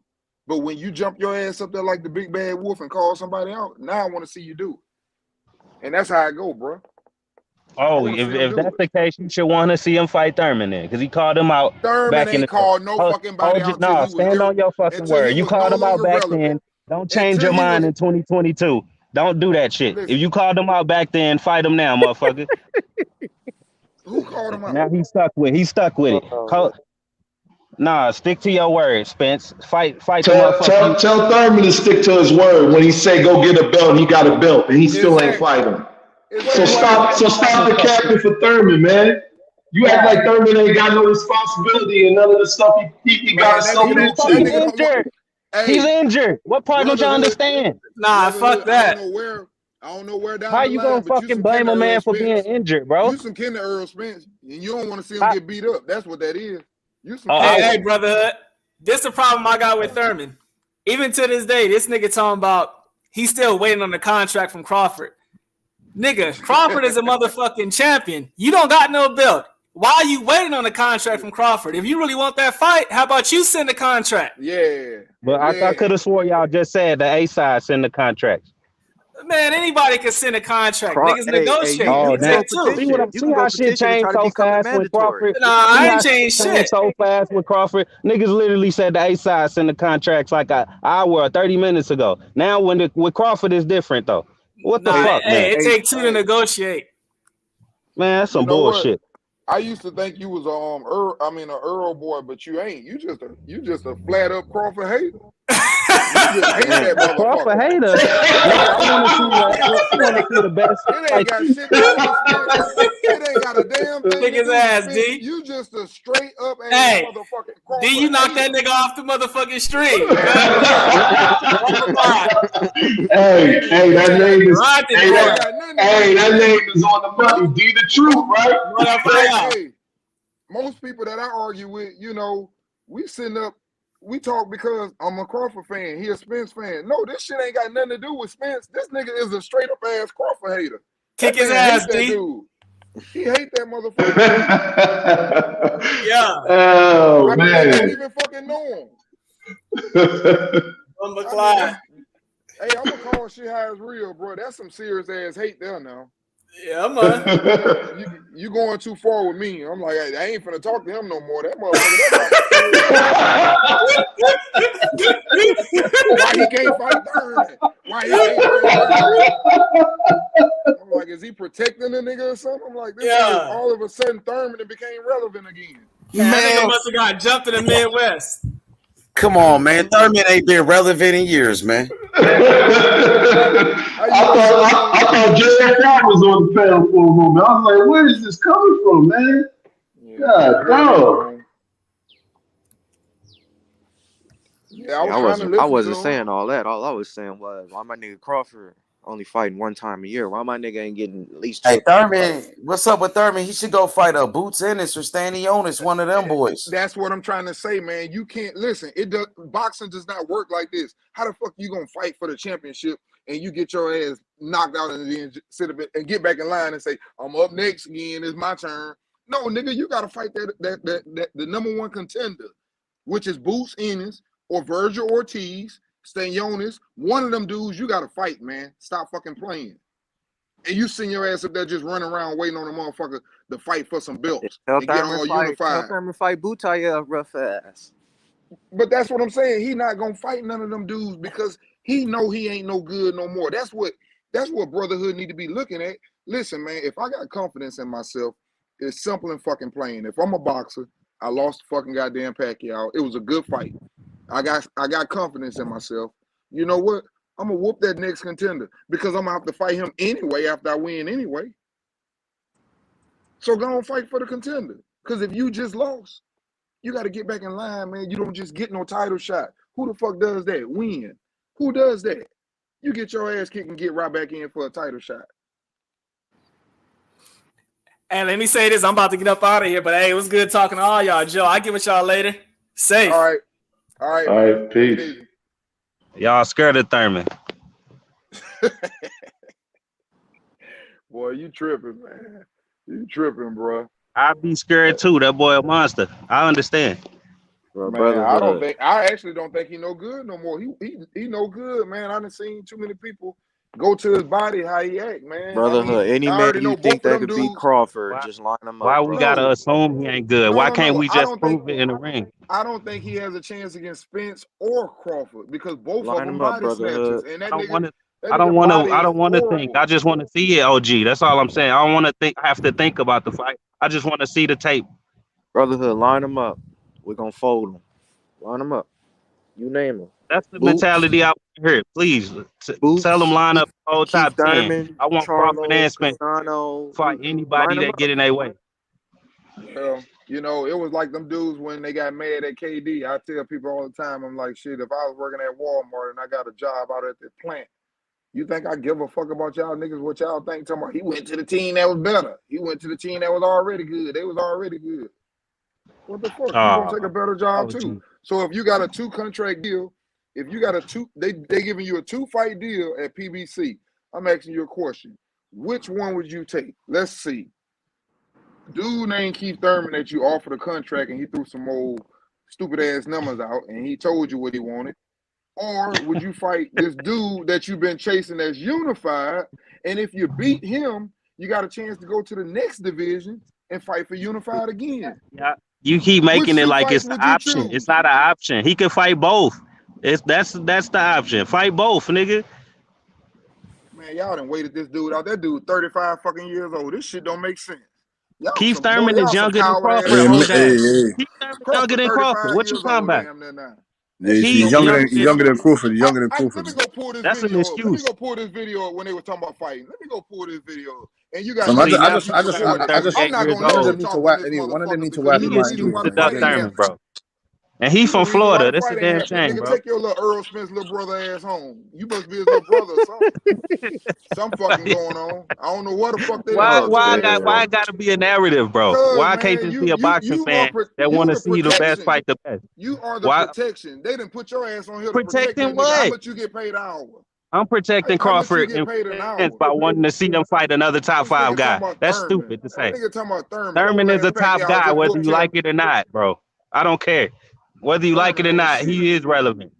Yeah, that's I agree that. In fact, put him in the ring, brotherhood. He's irrelevant.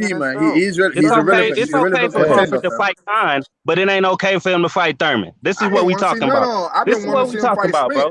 I'm just saying he got Khan on his fucking resume. So at this point, if Thurman gets on his resume, nobody should be fucking complaining.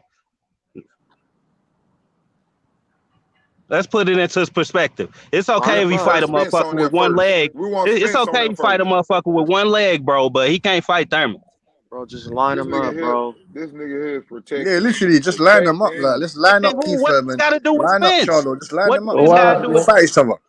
Why can't Thurman fight Boots Ennis or Stanionis? I even said he could fight Thurman after Spence. I don't give a fuck what order it come in. And y'all still you got a guy who's fighting. So scared of Thurman. Y'all think he's still gonna not get the Spence fight? Like this shit is crazy. But Thurman got to realize he ain't the man no more. After he had that wreck and stayed away for a couple of years and got married, the boxing game kept moving, bro. Yeah, you're right. You're right about that. He ain't that dude. And you're right about that. And you're right. Listen, man, he ain't that dude. He ain't that dude. No, that's not an excuse. No, that's not an excuse. He's right after that. Them man have mashed up work. Them man have been doing the heavy lifting. You get me? Them man have been there, been mashing work. Keith Thurman been doing nothing for the past however long, fam. You can't just jump to the queue and say, yeah, come, man. Nah. You have to go mash your work first, and then you come back and say, yeah, come, man. And then y'all talk about the accidents and stuff like that. With all due respect, you know, hey, man, I wish them well. I hope that, you know, that they safe and everything like that. But unfortunately, as an athlete, that's part of you, man. You got to sit up and protect yourself. That's why dudes sign contracts and you can't go ride motorcycles in the summer. You can't do shit. You protect. You laughing, but I can tell you immature as fuck because you don't know what goes on into a professional contract.